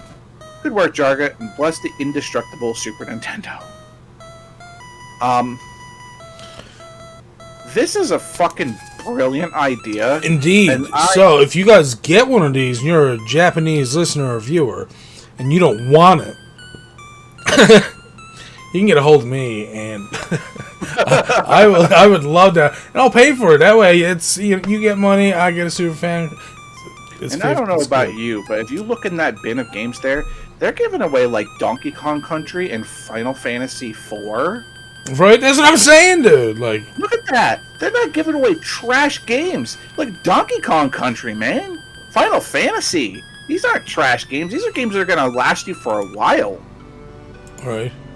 Especially games like, Final Fantasy, that can span 30, 40 hours. I mean, I don't know about Final Fantasy IV. It's not one of the longer RPGs. But that's not the point. The point of the fact of the matter is that these are going to be free and sent to, like, not impoverished families, but families that are not doing well and need things to do to occupy their time, And I kind of hope that somewhere out there, somebody sees this and goes, hey, what would be a really cool idea? We should round up, like, a whole bunch of old Super Nintendos, give them a treatment, find a whole bunch of people who have, like, older games that they don't care for and will just give away, What's not to say that you can't start an organization that says, hey, listen, donate these older game consoles, NESs, SNESs, and we're going to refurbish them and give them away to, families that are struggling to, just keep themselves occupied in these troubled times. I mean, this is an amazing idea. This is an amazing idea. And I hope that, like, not just this company or this organization, the Japan Retro Gaming Association, I hope that people get word of this and are like, hey, we're going to do this in America and we're going to help out some, families that are struggling too to have just something to call their own and something to do with their time. Plus, you get to help younger kids get into retro games. Right, that too. You know?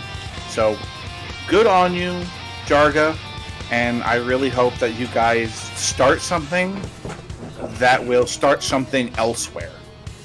So, Stefan, you like money?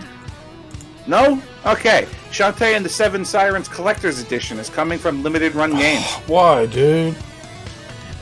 We're just a couple of weeks away from the official release of Way Forward Shantae and the Seven Sirens, which will see the titular half-genie hero and her pals hit PC and consoles for another exciting adventures.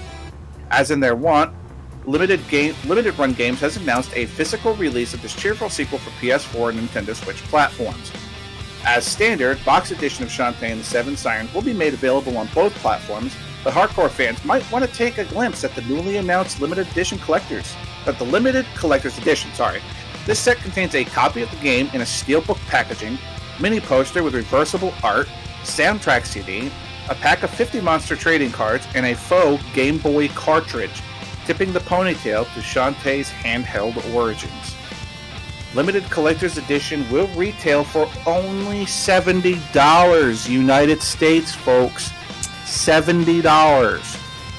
And will be available to pre-order from Limited Run Games website on May 15th. Pre-orders are open for 4 weeks, so should you be able to grab yourself a copy in good time? You should be. The standard edition will also be available for pre-order at this time. For everyone else, the digital release will retail at prospective storefronts for around $30. Shantae and the Seven Sirens available now on Apple Arcade and launches on PS4, PC, Xbox One, and Switch May 28th.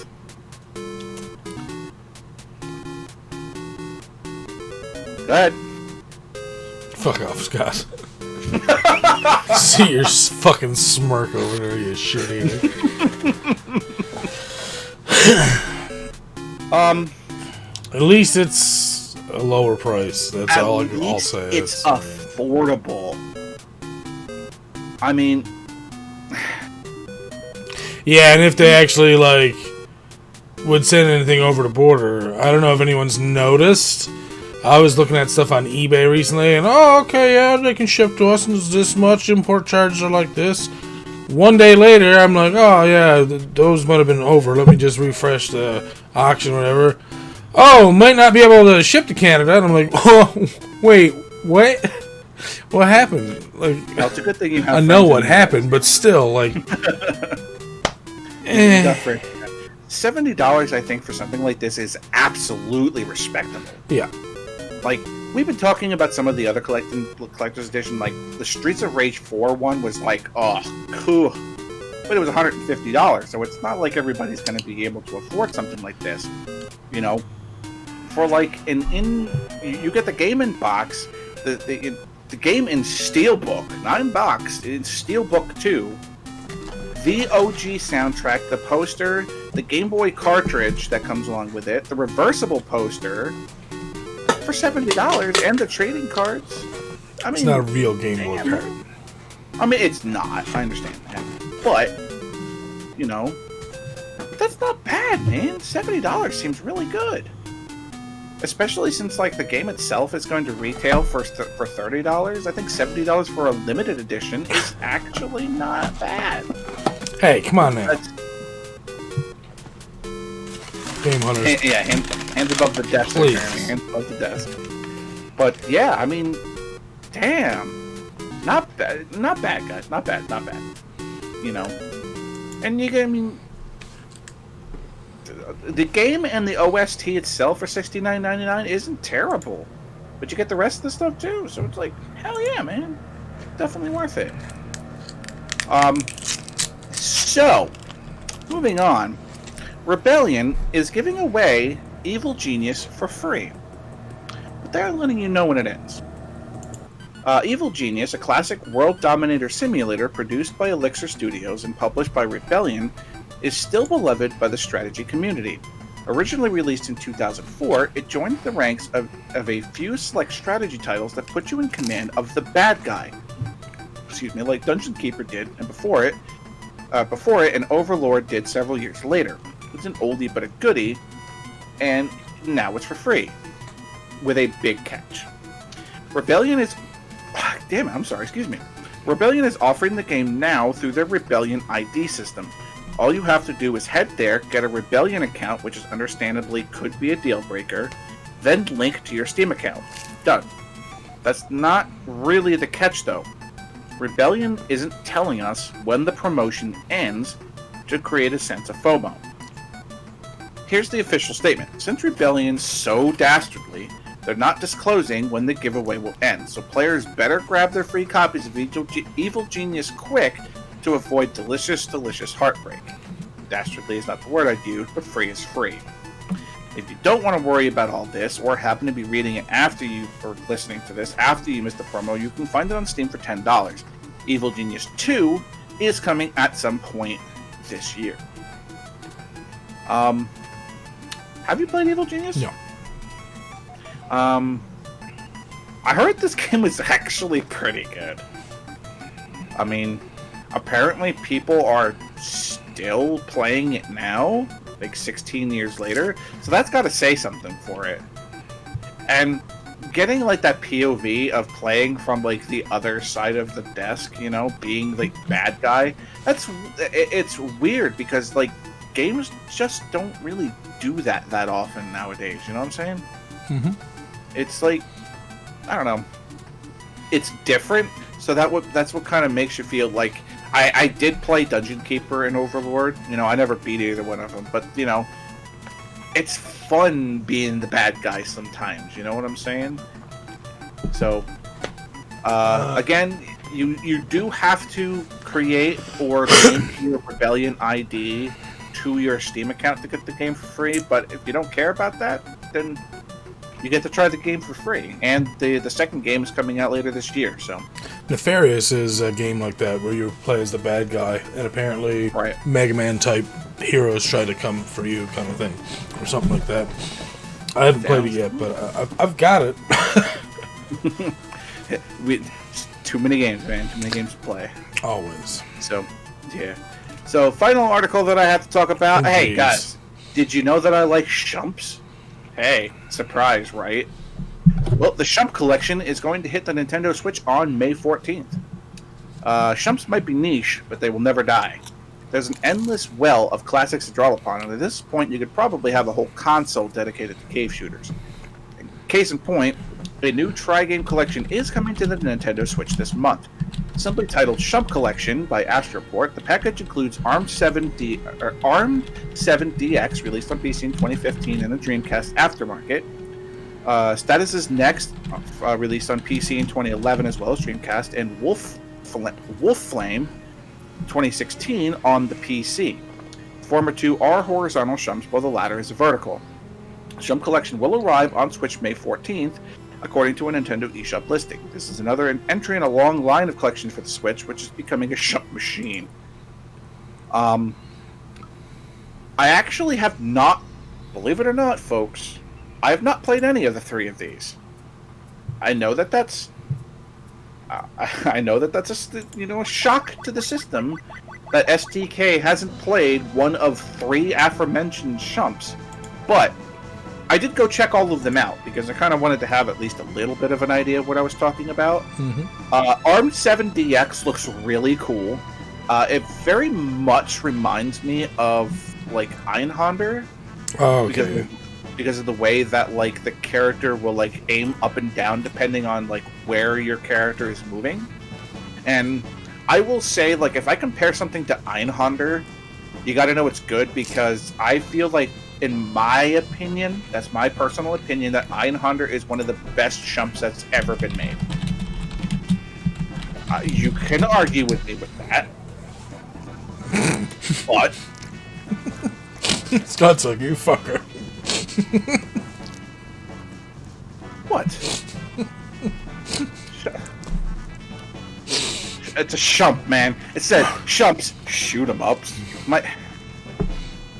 Shut up. Shump. It's a Shump. It's a genre.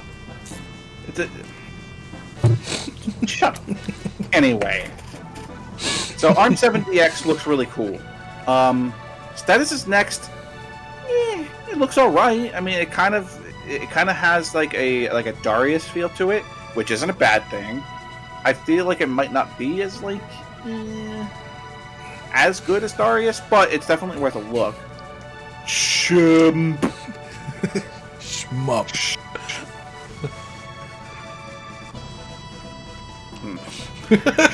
I'm gonna shut up. Shut up. It's okay. All right. Listen. All right. I understand that every time we go through this, we have the same conversation. I understand that I'm saying it wrong. However, and that's why I always poke you for it. I said it wrong for like 15 fucking years. And before doing this podcast, I don't think I've ever been corrected. But before doing this podcast, I don't think anybody cared to correct me. So, shut up. These shoot 'em ups, shut up. I get it. Shmup, I get it. Shut up, shmups. Anyway. Oh no, you don't have a counter that's high. That counts that high. Trust me. It'll be like one of those GeoCities things where you just see it like, he said Shmup again. Whatever. Anyway, Wolf Flame. That's a part. Wolf Flame or Wall Flame. I don't know. Yeah, probably flame. Like Wolf Flame. They put the F's together, so it's Wolf Flame. Whatever. That game looks really cool.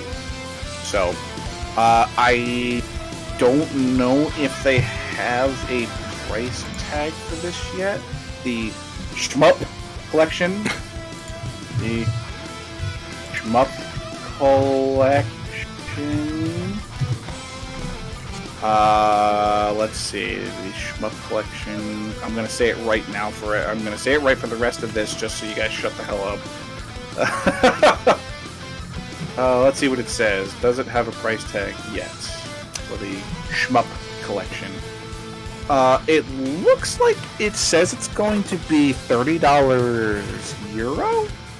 So what will that convert to in US dollars? That is going to be 50? Roughly $33. So that's not terrible for 3 games in the Shmup genre. Genre. And that's all I'm going to say today, guys. I'm done. I'm retiring after this episode. You'll never hear me again. You'll never hear Shmup again. We're done. Good night. And God bless. Anyway, that will do it for SDK's news for the week. So, as always, at this point, I will pass the torch over to my co-host, the one and only Old World Gamer. Well, apparently I might not be the only one. Could be multiples, but yeah, there could be OWG 1942. Who knows? Well, but if something just came into my ear, gross. I heard something, and somebody might have said something. I think it's about that time. Is it about that time? It is. Tis. It is about that time. It's about that time for my favorite portion of the podcast. It should be your favorite portion of the podcast. It should be everybody's favorite portion of the podcast. Because if it's not, I've just got nothing. And you're a shmup. I've been eating, like, McNuggets, like, for the past 10 minutes.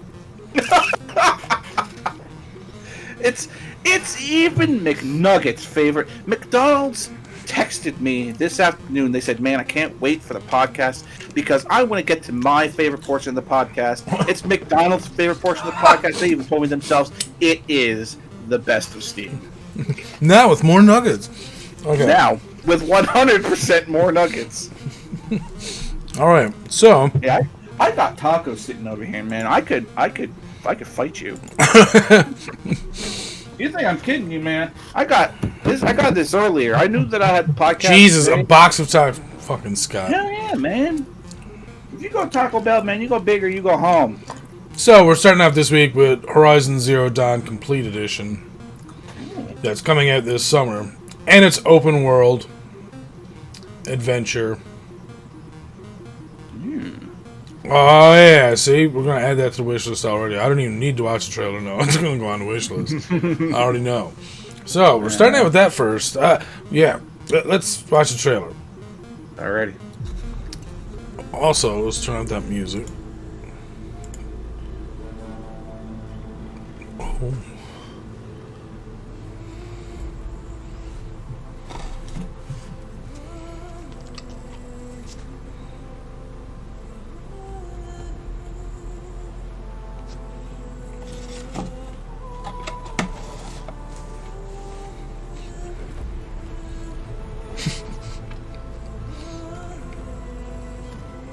Whoa. I want a bow like that. What? Whoa.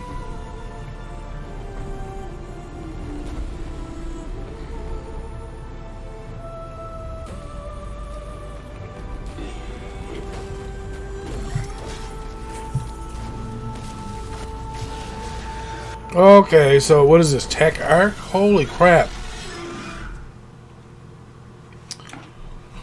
So I didn't read yeah, it looks super cool.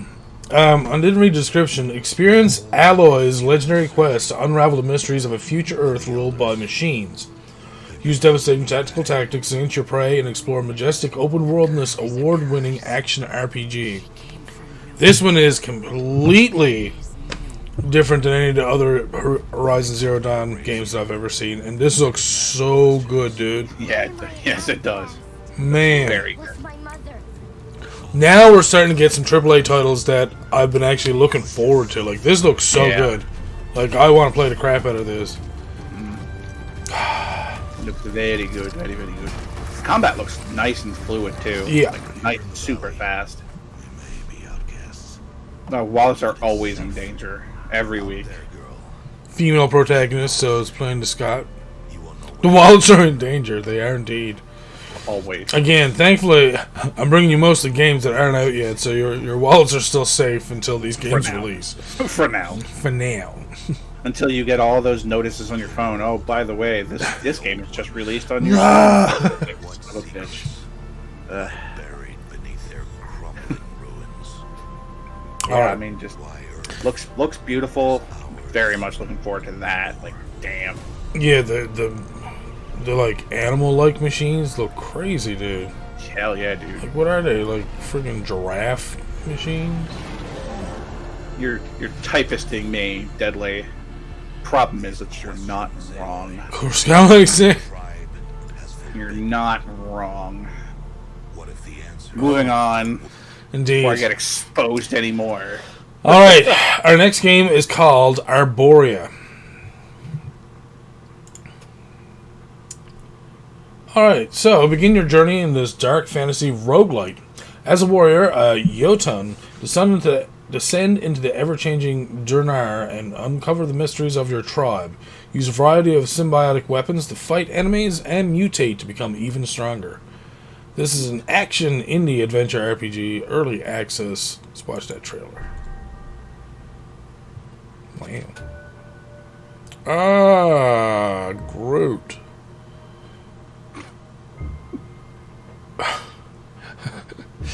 My bad. I am dead. Apparently. Well, we might have to watch the other trailer, maybe? So far, this is all just cinematic trailer stuff, which is okay. Oh, what?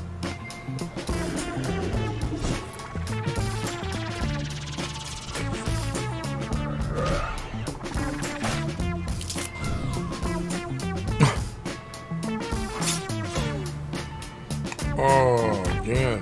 Stop it.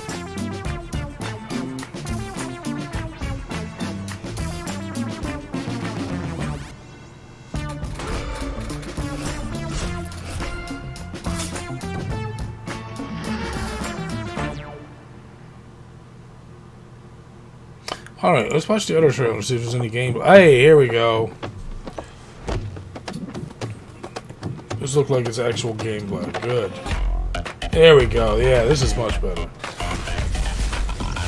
Okay, so it's like a 3D hack and slash puzzle type game, dungeon game kind of thing, I guess.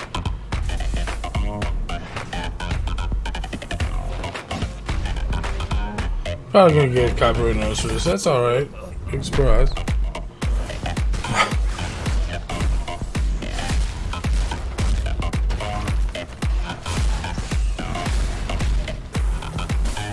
Okay, it looks interesting. Whoa. They're really playing to that green lighting, aren't they? Yeah, a little bit. Now that we actually have a gameplay trailer, yeah. Alright, cool. It actually did look pretty neat. But what the fuck was that first video, man? Like, I guess explanation as to what was happening? I don't know. I guess I would have rather just had the gameplay trailer and not have to have wondered the fuck was going on. Oh, Oddworld, yeah. I mean, yeah, you're right. It kind of does. Yeah. But gameplay trailer did look pretty cool. So yeah, that does look like something that I would be interested in playing. Honestly, it looks pretty cool. Kind of like looks like you kill stuff to make yourself stronger, which I think is pretty cool. Well, it looks like you might be able to mutate when you level up, kind of thing. So. And it does, like, from the developers playing it that I can see, it looks like it kind of does have like a Metroidvania feel to it. Okay. And it's also out right now, so it is on for 2051, 10% off, because it just came out today. Yeah, that's $17.99 American, so that's not too bad. Not bad at all. It definitely has like a Metroidvania, or maybe even like Diablo-like feel, because it's like it's the 2D, the hack and slash. Yeah. So that might be more towards what it actually is, rather like a dungeon crawler hack and slash, rather than being a Metroidvania, honestly. But I mean, by the gameplay that I'm seeing now by the developers, it looks actually pretty damn cool. So yep, I'll give that a look. Our next game is doesn't look visually impressive, but I'm a fucking nerd. Intergalactic Fishing. I'm sorry, Scott.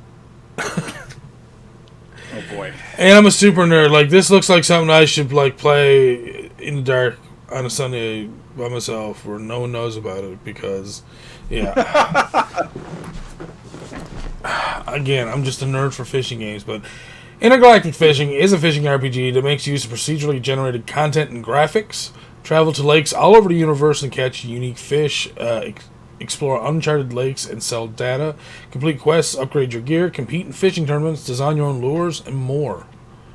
It's already out. It's $17.49. There is a trailer.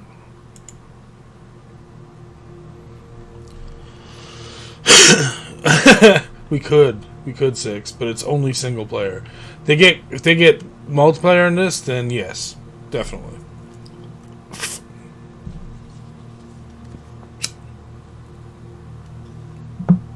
What's specific? When exactly you would play it? On a Sunday with the lights off. Yeah, because that's when no one's expecting you. It's lazy Sunday, so they're like, oh, you're not gonna be around. I'm like, yeah, Intergalactic Fishing. Oh, you get to play Tetris too? Oh, I'm down. Oh, that's designing lures. Oh, cool. Yeah. Again, like I said, it's not like super visually appealing or anything. It's just like catching all these different fish and all these different lakes and all this other stuff. I want to do it. Competing tournaments, holy jeez.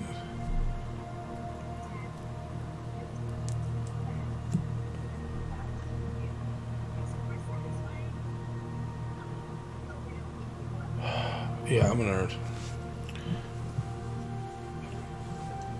Well, so far it has all positive reviews for coming out on 21st of April, so yeah, that's not bad. Yeah. Alright, so we're going to move on to our next one, which was one I really wanted to look at because I don't know how this is going to go. It's called Rum Gun. Journey across the Indian Ocean, uncover the secrets of a drunken god, and become a legendary pirate captain. Rum Gun fixes fast-paced shooter action with light ARPG elements. You're not on the Caribbean anymore. This just came out on May 1st. It's $5.69, so it's not super expensive. Indie action adventure, early access pirates. Oh, there's a trailer, yes.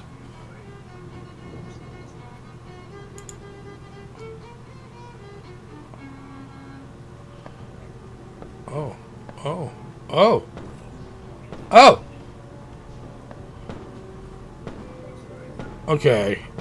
Are you telling me that I have basically a Diablo pirate game? Because, okay, I can do that. Oh, God. Save my liver, take all the rum. Oh. Alright.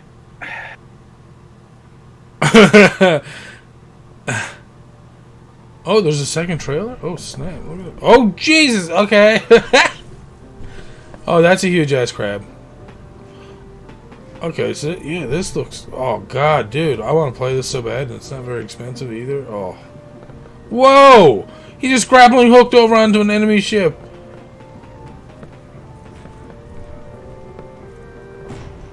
Oh oh, Jesus! All right.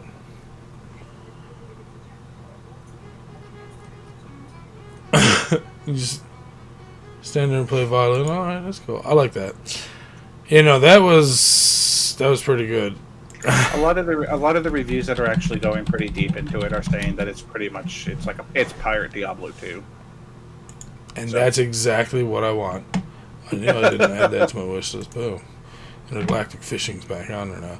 All right, so yeah, no, oh man, and that's exactly what I wanted from that. That sounds so good. Ass crayons. Sailor, kill Diablo like a broken sailor. Right. Oh, those worlds look so good too. Okay. Next game is Mayhem in Single Valley. Mayhem in Single Valley is a crazy adventure platformer full of plot twists, physics puzzles, and radioactive squirrels. This is the first day of the apocalypse in a small town, and it's all because of you, Jack. It's not out yet. It's coming out in 2020, though. Adventure indie action RPG pixel graphics. Trailer, please. Well, oh, whoa. Wow. Way to dump your industrial waste. Oh, shit. Now we're playing Animal Crossing? Oh, never mind. Oh, Jesus. Oh, published by Tiny Build. Big surprise. Of course it's going to be good if Tiny Build touched it. Sounds wrong.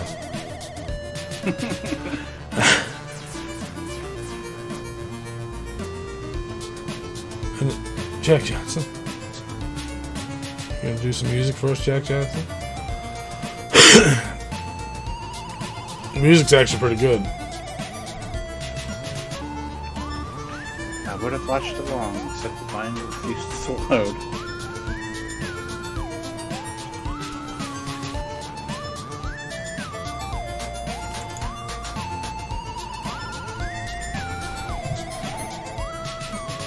Oh, okay.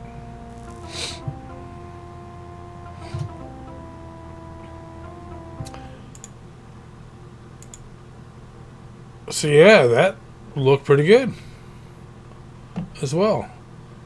And as Game Hunter pointed out, there is a single chapter free-to-play version. So if you want to give the game a try, yeah, see here if it you is. like it, there is a free-to-play single adventure try. So I mean, if you want to check it out, that's probably your best way to check it out. But yeah, I like the overhead. I like the pixely yet voxel kind of feel to it.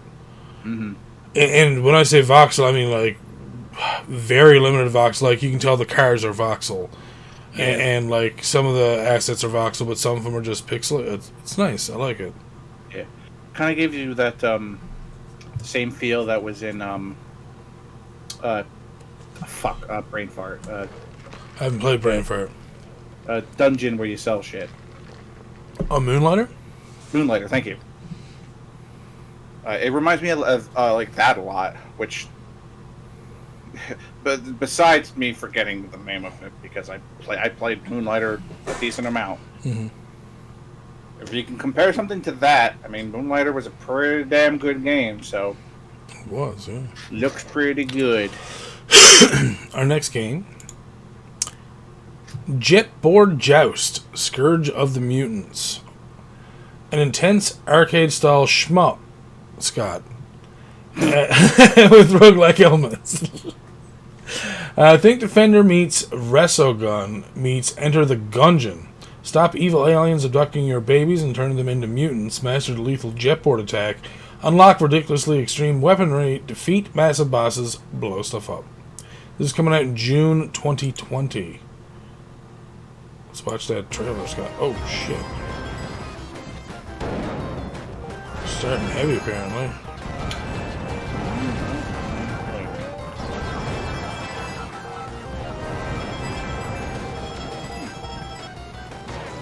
Whoa, this is different. Oh, okay. Oh, and then you get a upgrade. Sonic Boom. Oh, oh, oh. Now see, this is the way to show it. Oh, Gamma Ray. Oh, oh, all right.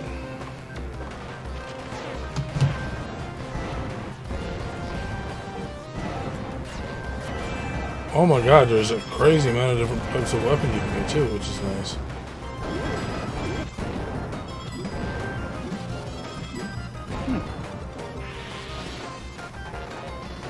Holy crap, dude.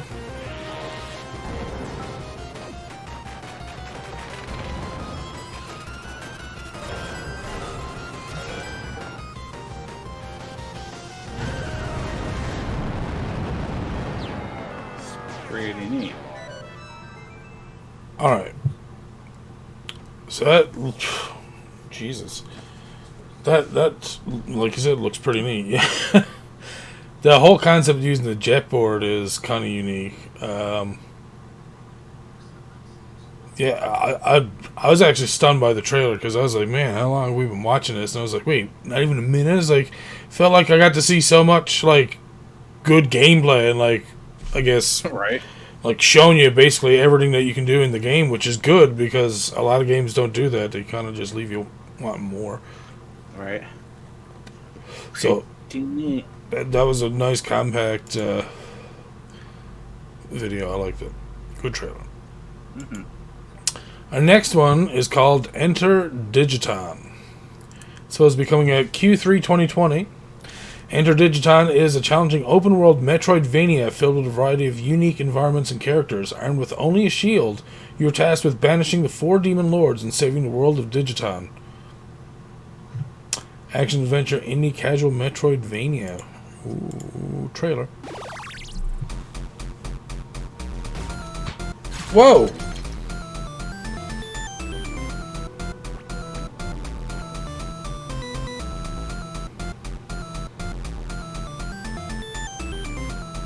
Oh, shit, okay. That was a big map.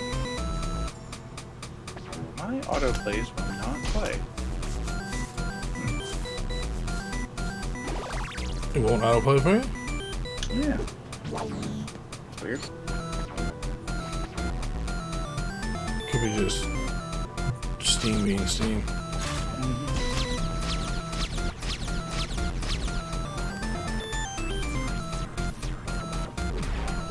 Whoa.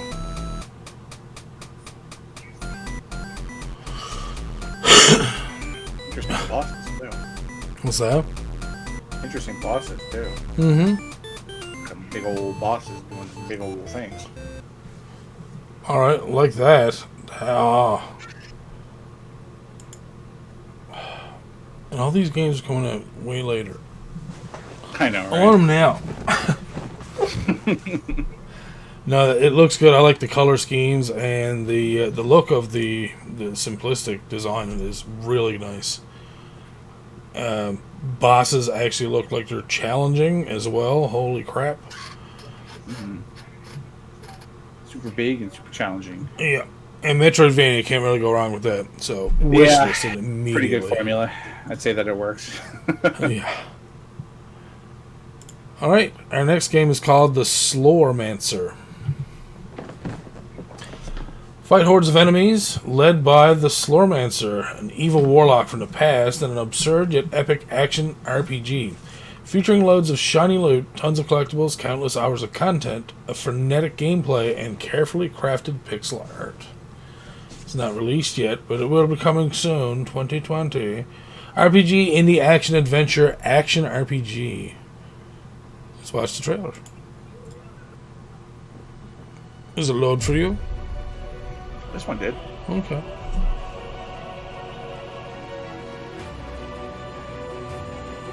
Whoa. Big old sword. Yeah.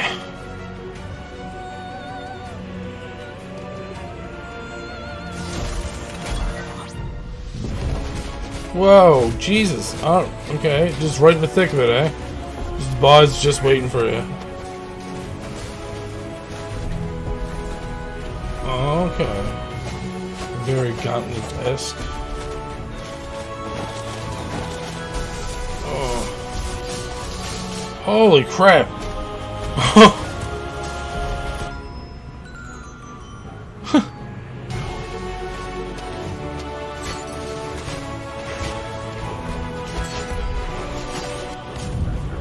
Whoa!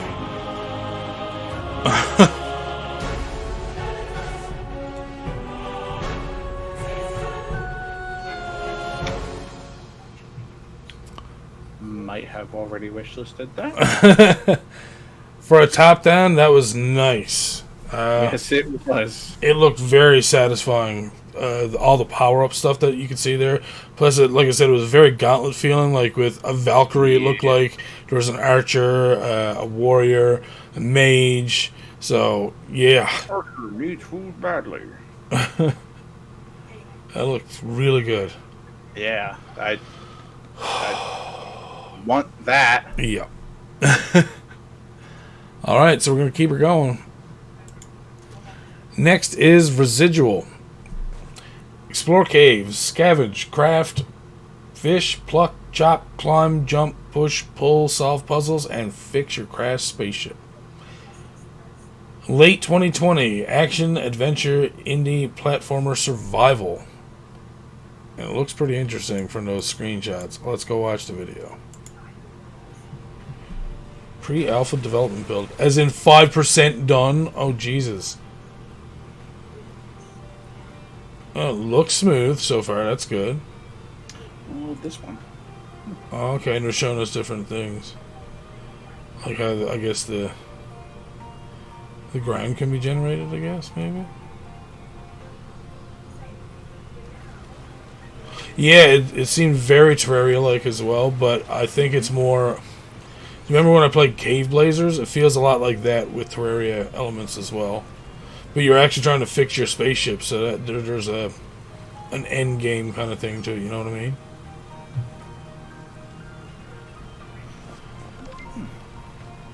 Oh, this is a 9-minute video too, by the way, so... Oh. Yeah, so there's a lot to this, obviously, but I mean, we're not going to watch 9 minutes, but... I mean, so far, if this is beta and 5% done, it looks decent. I'll give it that for sure. I'm going to add it to my wish list because if this is any indication, I think it's going to be a fairly well-made game. I just hope they flesh out really cool environments for different places where you're going to get ship pieces or whatever the case may be. So, oh, you added fishing? Why? You would do it. Son of a bitch, man. Well, I already wish list is so done. So listen, game developers. If you want to sell a whole buttload of games, and you want one person to literally buy all of them, here's what you do. Add fishing. Add fishing. What can I say? Fishing games are fun. Alright. Our next game is called Code Arcturus. Kind of reminded me of Blast Master for some reason. I don't know why, but Code Arcturus is a retro-inspired arcade-style action platformer with aliens, robots, spikes, explosions, and lots of coins. Compete for the fastest times on the leaderboard. Oh, Jesus. Or test your skills by clearing each level without any upgraded gear. Okay, so it gives you different options at least. This has come out summer 2020. Action indie shooter side-scroller. Got a trailer? No! No trailer so far. No trailers. Ooh. That's a disappointment. I mean, honestly, if you're going to put your game on Steam, and I'm not trying to single out this person, but if you're going to put your game on Steam, have a trailer for it. Like, you should be... that's the first thing you should have ready for your Steam page, is a trailer and, you know, your game over there with the title and stuff. You scroll down, there are a couple moving GIFs down there. Yeah. That was the only other thing I was going to check, actually, so you beat me to it, Scott. Oh, shit. Oh, crap. Alright. Yeah, see, this looks like some decent gameplay, too. Very flowing.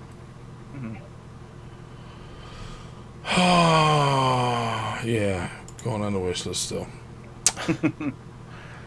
And next up we have Gun Miner. Is there a... Giving a gun to a miner? Oh, this is another one without a trailer. Gun Miner is a roguelite where you explore the ever-changing caves of a mysterious planet. Dig up treasure with your Void Blaster rifle. Spend any loot you find on upgrades for your suit, for your gun, or for your ship. Yes, you will die a lot, but each turn makes you a tiny bit more powerful. Oh, so speedrun the game is just keep killing yourself on spikes until you're indestructible.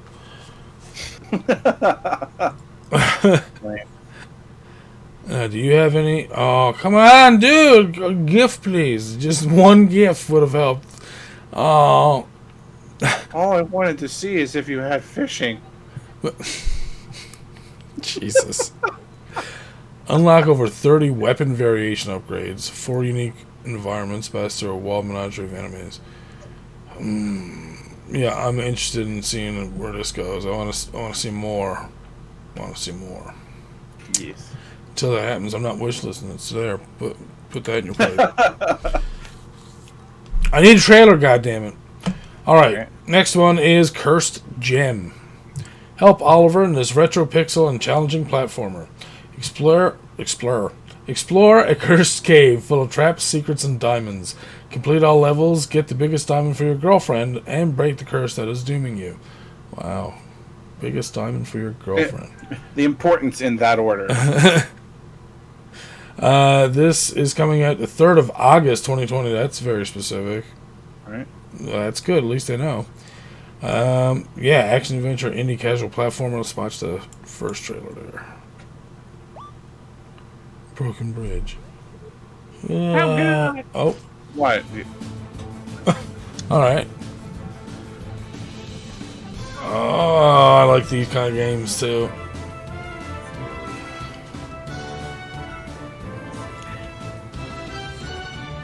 Oh. It kind of reminds me of like some of those games that were like on the Amiga and stuff like that. Yep. Which is not a bad thing. Don't misunderstand what I'm saying. I'm just saying that it's that kind of style of game. It reminds me of You Have to Win the Game, actually. And Super You Have to Win the Game, where you're just literally just doing puzzles and just trying to get gems to complete each section kind of thing. But that's... Oh. I like the look of it so far. I like the character, how small he is and stuff. Cool. The second one looks like it's all story. 'Tis indeed. Alright. Oh, I did not add that on. What was it called? I forgot the name of that friggin' game already. Oh, the last one? Yeah. Gun Miner. No. Curse Jam, thank you. Oh. I'm still on Gun Miner. Or Curse Jam, I'm sorry. Curse Jam, yeah, I didn't add that to my wish list. Yeah, I would definitely play that. Our next game is Space Wreck. This one looked kind of interesting as well. Kind of reminded me a little bit of XCOM. A passenger shuttle is damaged after pirate attack, and you must find replacement parts on a nearby derelict spaceship. Intentionally short, hardcore role-playing game that borrows as much as possible from best isometric RPGs. Fallout 2, Arcanum. 28th of August 2020 is when this is coming out. I like this old school look to the isometric games. Reminds me of original Diablo, actually, more than anything else. Alright, we're going to go watch that trailer. Make sure it wasn't a 9-minute video. Captain, wake up. You're in danger. Your ship's hull crushed by a pirate's torpedo. You are now stranded in space, and it's up to you to find the parts you need to fix the engines. A true test of your character. You'll have to talk, sneak, hack, or fight your way through a dangerous, derelict space wreck. Explore while you can, and get out in one piece. The future will depend upon your actions, your decisions. You'll have to live with the consequences of those actions. Okay. If you touch the booty, you will... You'll get punched in the stomach. Whoa, what the fuck was that about? Doggy style, apparently. Pirates. They're here. Space pirates. Hey, our space wreck. Hey, I'm not really into you. Yes, you are now. It's like, whoa, whoa, whoa. I know, right? Can I touch the booty? Right next to the bed, too. Like, Well, what's four. going on there? Anyways. Boy, if that's the way that worked. Can I touch the booty? No. Well, fuck you. Me and Scott are not perverts. Alright. I'm just... Sorry, Scott. I'm not going into it any further. I've already said enough. Have we not talked about Last Moon yet? I'm pretty sure we have. Last Moon? I know, I'm pretty sure. Maybe you don't have it. I don't know. Alright, well, we're gonna go watch the stuff for it anyways. Last Moon is falling. The moon is falling. Malicious creatures appear. The world falls in chaos. Last Moon is an action RPG greatly inspired by the mythical titles from the 90s. Explore a mesmerizing, vast, and ruined world riddled with dangers. Face tainted creatures and upgrade your abilities in a classic hand-drawn 2D style. Indie RPG action-adventure Metroidvania. Trailer. Oh, I'm pretty sure we have looked at this, and possibly twice before. Because that's how we roll.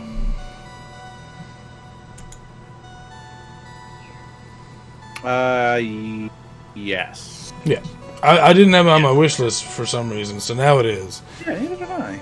Yeah, and that's why I thought it was weird. It's like, wait, Scott doesn't have it on his either. It's like, I'm pretty sure we talked about it. Unless it was on a site that we didn't know it was on Steam yet, and we just thought... Maybe. You know, we were waiting for it or something like that, which... Would have been like a Trailer Tuesday sort of thing. Yeah, exactly, yeah. Whoa, okay. Yeah, I'm pretty sure that we have. I'm 100% positive we have. Yeah, there we go. Yeah, I like the look of this game so much.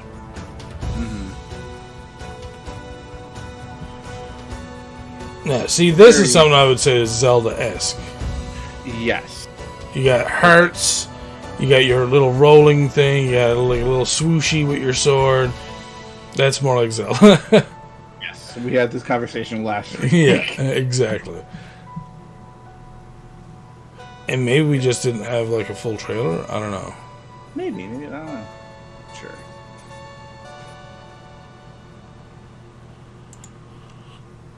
Yeah, so, yeah, and some people are also wish listing besides us, which I don't blame you. It looks fantastic. We got some close-up views here as well. Yeah, looks really nice. Pretty neat. Alright, and our last Steam game that I have here is called Massive Galaxy. I don't know if 6 might be gone for a smoke break or not, maybe. But you might want to have a look at this one as well. Explore, trade, and fight your way through Massive Galaxy, a point-and-click narrative adventure set in bustling cyberpunk cities, deserted wastelands, and beautifully crafted space habitats. Done, must play. Yeah, it's gone on my list as well. Indie adventure, pixel graphics, sci-fi, retro. Looking forward to the trailer. Let go.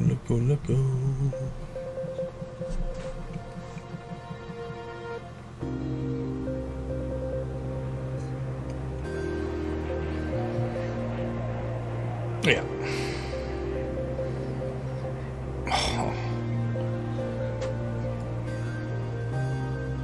Huh. Just call for a taxi on a random platform.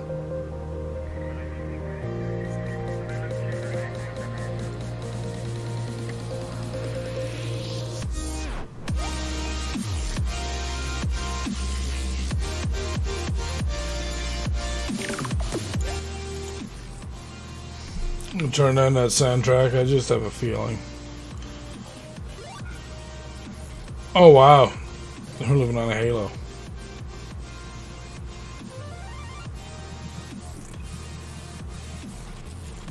Jesus. All right, I want to play that too. Of course, it's not coming out until 2020. Jesus. Quicker, please. Alright, the next game I have here is a trailer from that I got from YouTube. It's called Archer, The Witch's Wrath.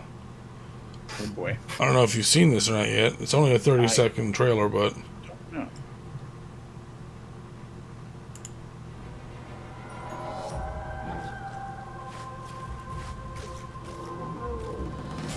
Oh!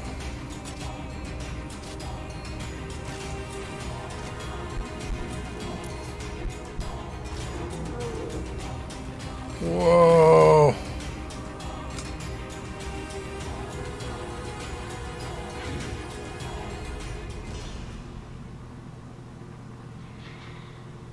What?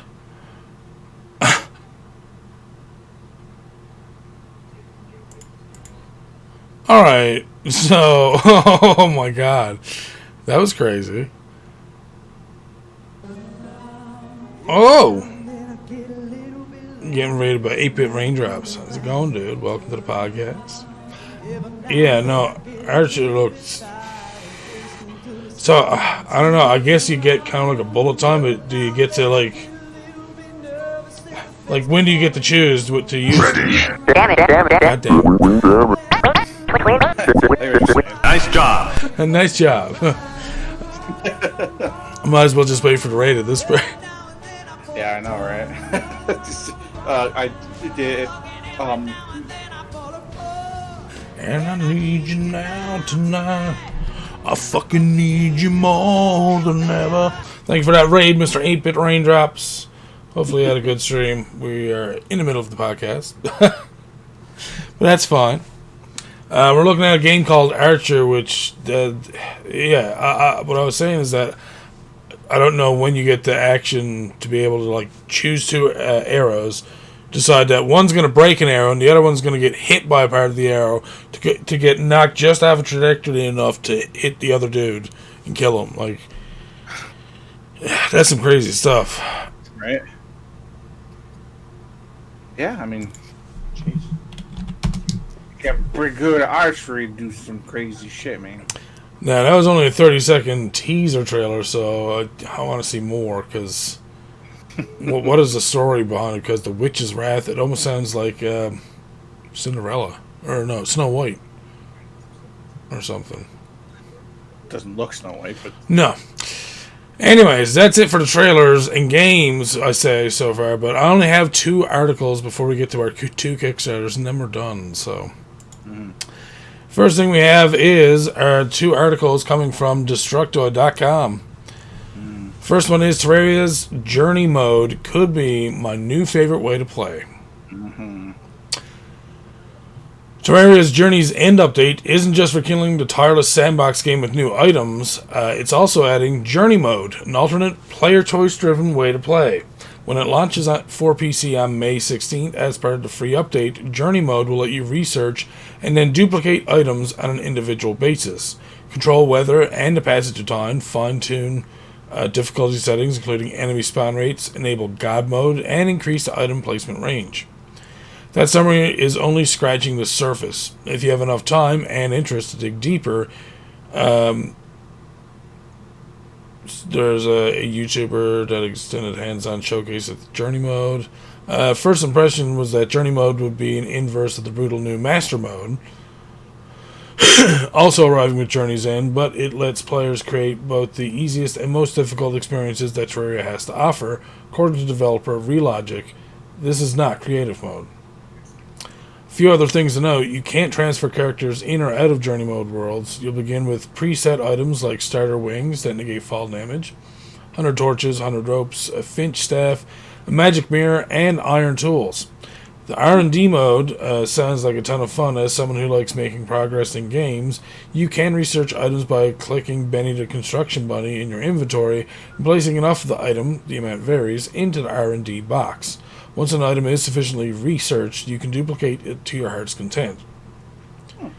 Clicking the icon for any item appearing in the duplication menu will instantly spawn a full stack of that item, materials, blocks, etc., or a single duplicate of things like weapons, armor, accessories. There is a search and filter tab to help you sort. Journey's Mode difficulty settings affect everyone in multiplayer, but the spawn rate option will only impact the area around your character.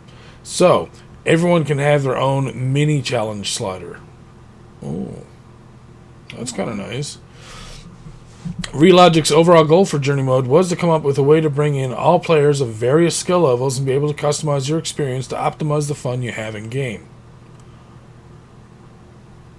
Oh boy, yeah. Again, we've already talked about Terraria a couple of times, and once it drops, we're going to be playing. Like, our community's already up for this. We're going to be doing it for sure on Saturday evenings. Yeah. Oh. I think this would be like this Journey Mode. I think this would be an interesting way for like the guys who do like art, in Terraria and stuff like that, to no longer have to go actually farm all of that shit. Yeah. So imagine how much like cool stuff they can do if they have unlimited access to the materials that they need to make that art. Exactly. And I mean, not only that, but like I said, but like they said there, with being able to, you know, sort the difficulties based on the player themselves, that's also good. So new players aren't being forced to like go into hardcore mode immediately, kind of thing, or whatever the case may be. Yeah. No, I think this would be like an interesting way to revisit the game that you've already played a whole bunch of times, to like see it in like a completely different light. So like, hey, you know, I want to do something that's like absolutely balls to the wall hard. I can set the game to doing that. Or, like I said before, if I'm some guy who likes to do like pixel art in Terraria, this is a way for me to be able to just go through, not have to worry about farming for 3 hours to be able to make one leg of a pixel art and have to go back and farm for another 3 hours for specific things. You can just start duplicating all the things that you need and not have to worry about going and re-farming and everything, because like once you're able to duplicate the items, you're going to be able to duplicate it forever, and now that you can like just create to your heart's content, which I think is a great way for like players to make new things and gigantic things and not take up as much time as they would have previously. Exactly. But yeah, no, again, we're all looking forward to the new, Master Mode that they're going to have.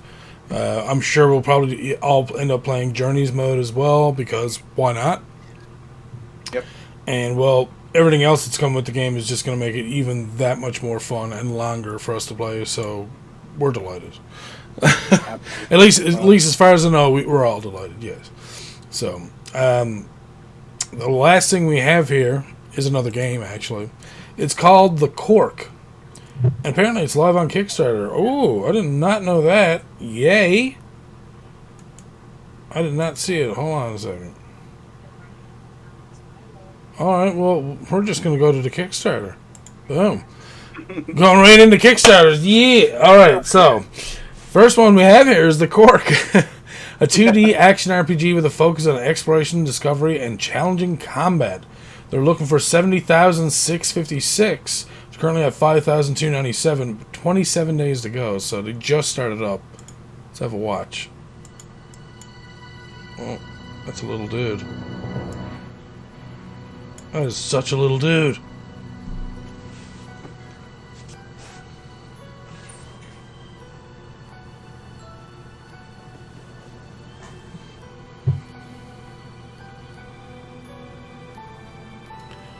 Oh, okay.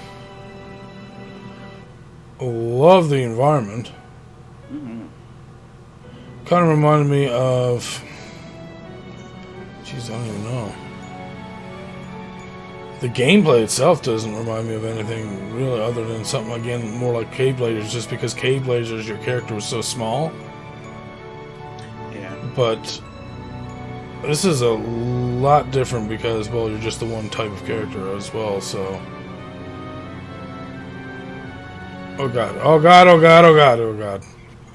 Jesus. Do not like all those spotters. That makes me want to barf.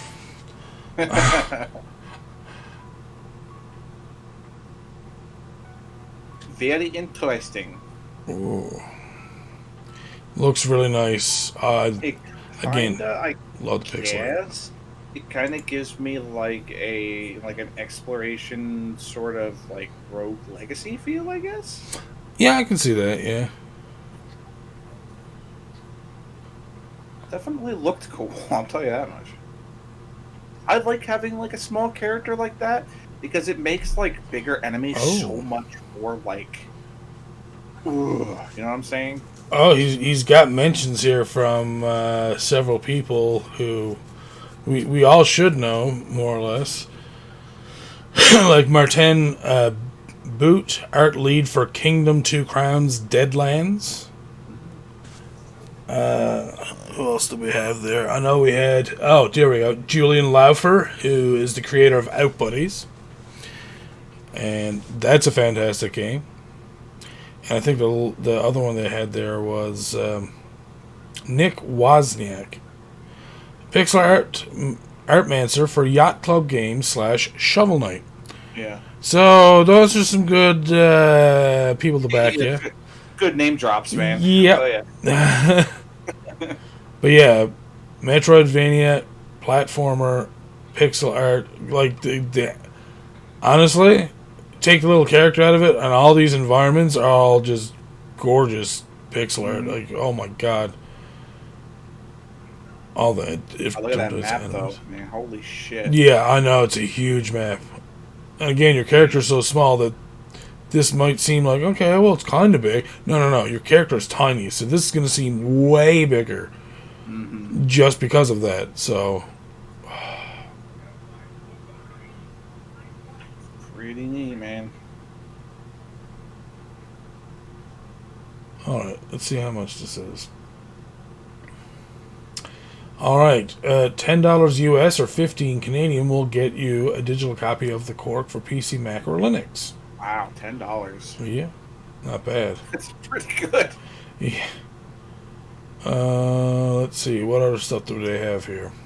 Name and the credits, digital instruction guide, digital map, digital wallpaper pack, digital copy of the game's soundtrack, friendly sticker set. Oh, help design an item, enemy sticker set, 1 boss and 4 enemies. Cool. 4 copies of the game, help design an NPC, personal postcard from the dev, 6 copies of the game. Oh my god. Jesus. Let's see. Enemy sticker set, design an NPC, personal postcard, help design a boss. Digital copies of all future game releases by Parlor Interactive. That's actually not terrible.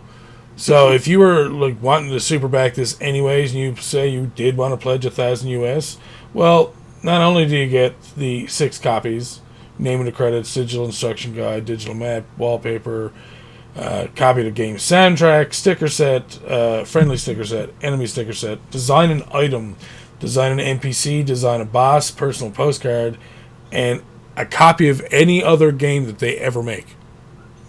Damn. So yeah, I think that is a fantastic, like, top tier, like, reward. Yeah, that's great. That's really sick. Jesus. And it's not even like a huge, like, you see some of, like, those guys are like, oh, it's like $5,000. Exactly.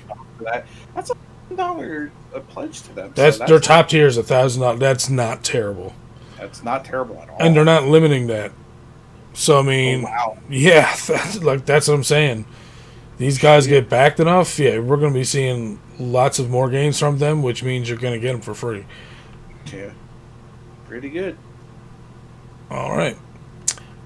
Our next one, I might have a CCG game for it as well. Oh. It's called Siralim Ultimate. Monster catching RPG. Collect 1,000+ creatures and fuse them together. Offers unmatched depth of gameplay and thousands of hours of content.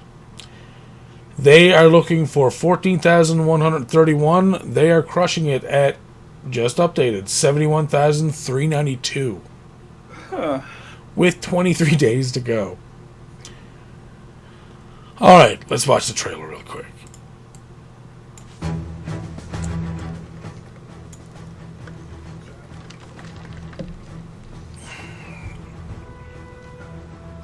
Oh, yeah. I've played a couple of these Siralim games, actually.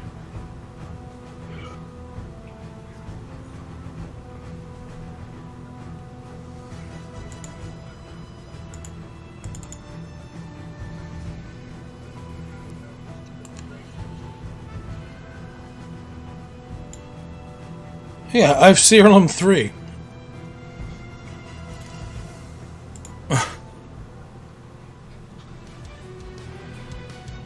6v6 battle, strategic turn-based combat. So it's your enemies against their, or your creatures against their creatures. Kind of a Pokemon type game. But it looks like it's all out. Like,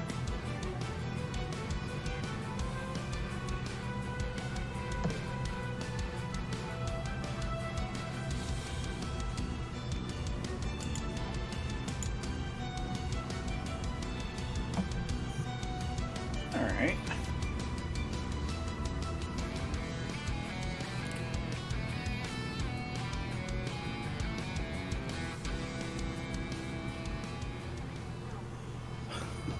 Okay. oh, my bad.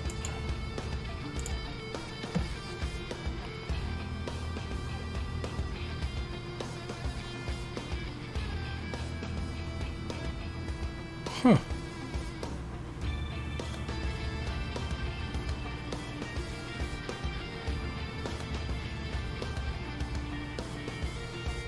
She's big worlds and very fleshed out.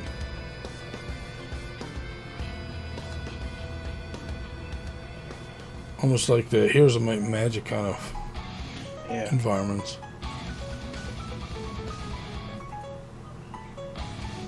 Upgrade artifacts using 1,000+ materials. Yeah. Holy shit. Right? So this gives you so many options, dude.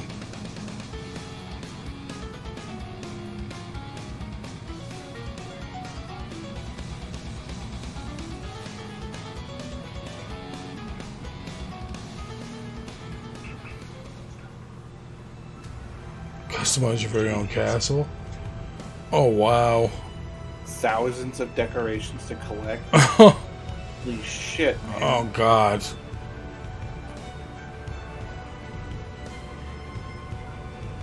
Yeah, see, again, I can see nerds like me and Steve and Game Hunter all wanting to just like, yeah, let's do this. Let's make our own castles.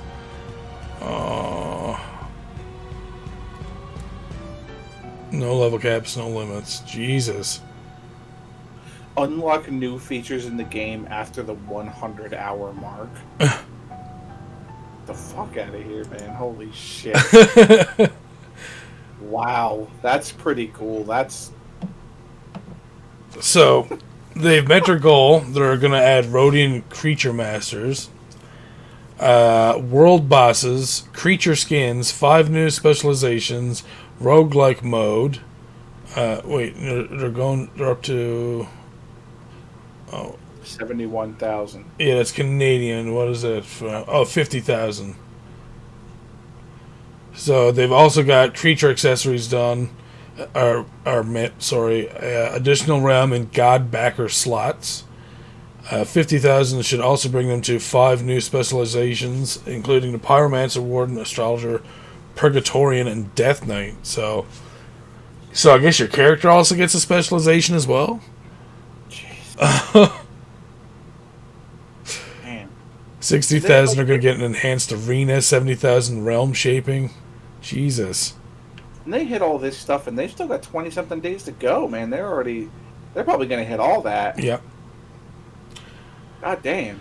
So, $18 US, 26 Canadian gets you a digital copy of the game on release. Damn. Yeah. Holy shit. Man. Let's see what other extended stuff they have here.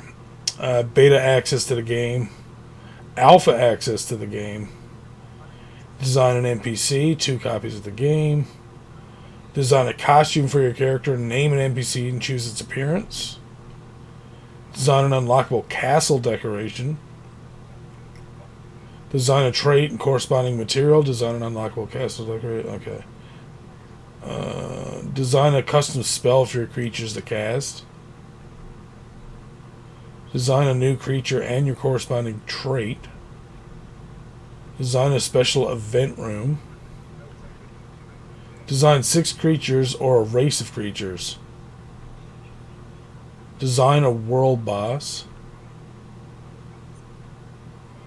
Design a realm and god at 2,500. With a limit of 9. One person... Oh no! 8 people have already backed the game at 2,500. Oh my god. So that they can design a realm and god for the game. That's crazy. Wow. All right. Yeah. Got some interesting Kickstarters. Yeah. One left. Our last one is called Black Book, an RPG rooted in Slavic mythology. Dive into narrative-driven RPG adventure with card-based combat and explore a world where reality neighbors myth. They are looking for 49,000. They are currently at 28. Never mind, almost $30,000. So they've almost reached their goal with 29 days to go. And you can try the prologue for free as well, by the way. So let's watch this trailer.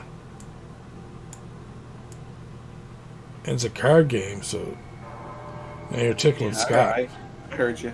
Gotta convince me. This has way more animation than any card game I've ever seen. There's people moving in this game? Yeah, it has way more movement than like any card game. Whoa.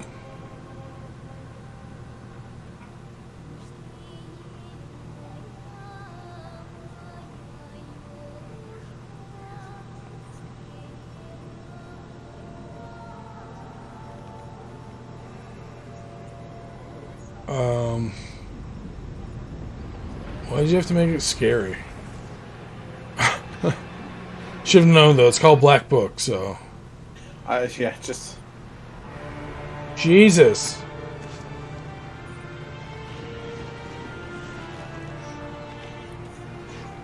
Sending bitches to the Shadow Realm.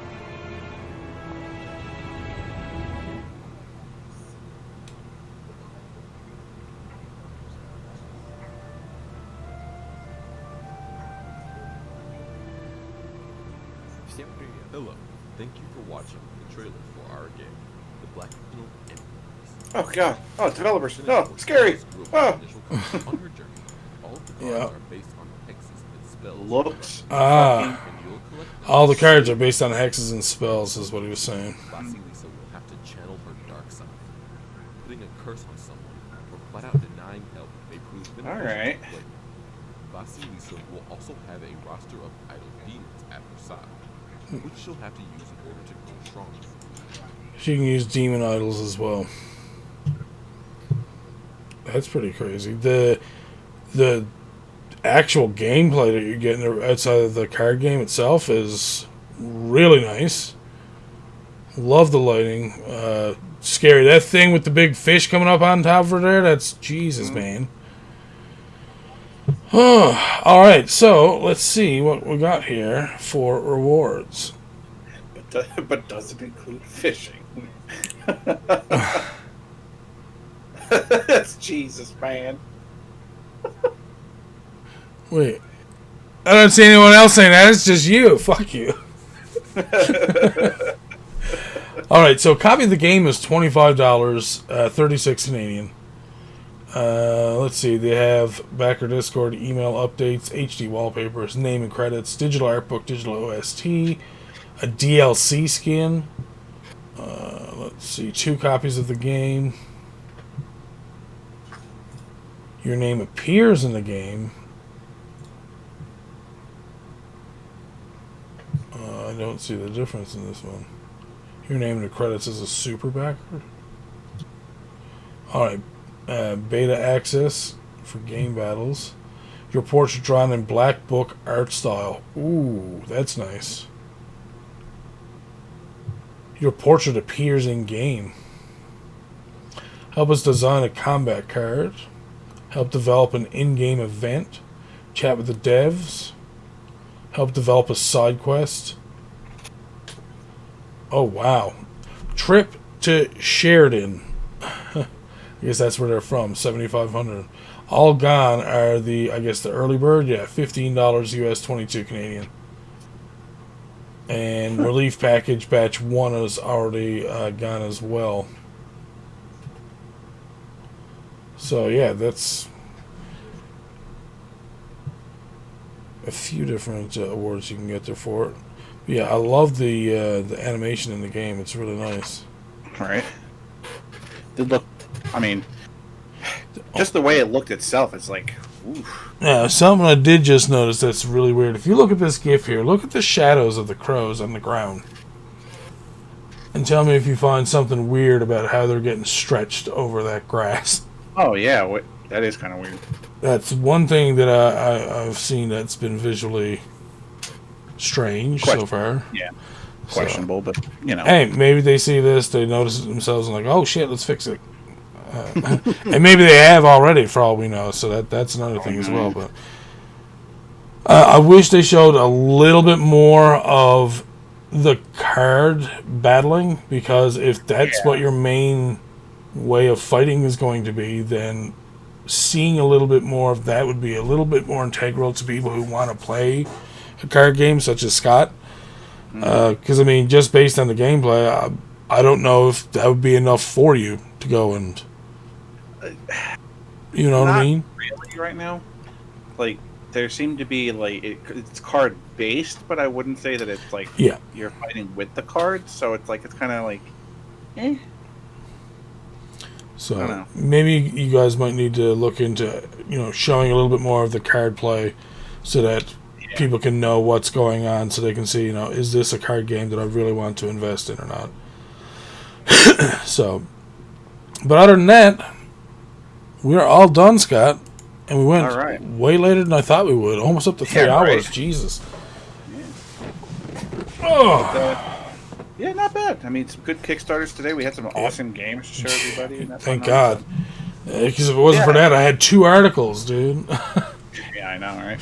But that's okay. It was a tough news week, so, It was a little slower. I was over at Indie Retro News, which I usually grab news from them, but a lot of stuff I wasn't really super concerned with. Like, one of them was like a Pac-Man for ZX Spectrum, which I was saying to Scott, like, what else can we say about Pac-Man other than... What can you say about Pac-Man that hasn't already been said? Unless it's a new concept, there's not really much to say. So, I mean, like, just little things like that. So, I didn't want to just bore you guys either, so...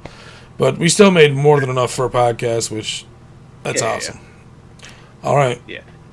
So, as always, I'd like to thank everybody for showing up here, and also to thank my news outlets, as always, which is VG247 and for that. Dun, dun, dun, dun. VG247 and Destructo.com. Yeah. Great podcast. Great hosts. Today. Thank you, Peter. Yeah, no, there was Peter just subbed at us tier 2. Thank you for that, sir. 18 months. Yeah, it's been a long time, dude. Yeah, right. Thank you, by the way, Peter. Appreciate that. And don't worry about the crap timing, dude. We're still going to thank VG247 and Destructo.com because that's pretty much where I got my articles from as well. Of course, Steam and Kickstarter as well. And tonight, are we hosting you or not? Because you're here. Yes, I can't put OBS on or it kills my camera. So I'm about to kill my camera. I'm about to disappear from everybody's life, wherever the hell my OBS went. So we're eventually going to raid Scott. Yes, I will be up there in just a minute or two.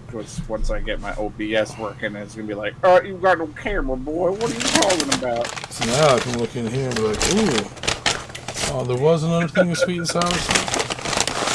Oh, that is There we go. a hefty feeling double quarter pounder." There, my stream has started. So I'm going to be playing Bloodstained Ritual tonight, the new Zangetsu mode tonight. So if you guys are interested in coming on over there and having a look at what's going on over there, would appreciate that. And you get to see all the new stuff tonight. Okay, and you might not see his cam on over there because it's dedicated to Discord right now. Still here at the moment, so yeah. But yeah, thank you guys for joining us tonight. We're going to hit the raid right now. And yeah, we'll see you guys over there. I'm going to be able to eat the rest of my food. And Scott won't be able to eat at all because he'll be just sitting there playing Bloodstained, taco of the night. Wait. Anyways, have a good evening, everybody. We'll see you next week. Later. Raiding the Scott. We're still raiding.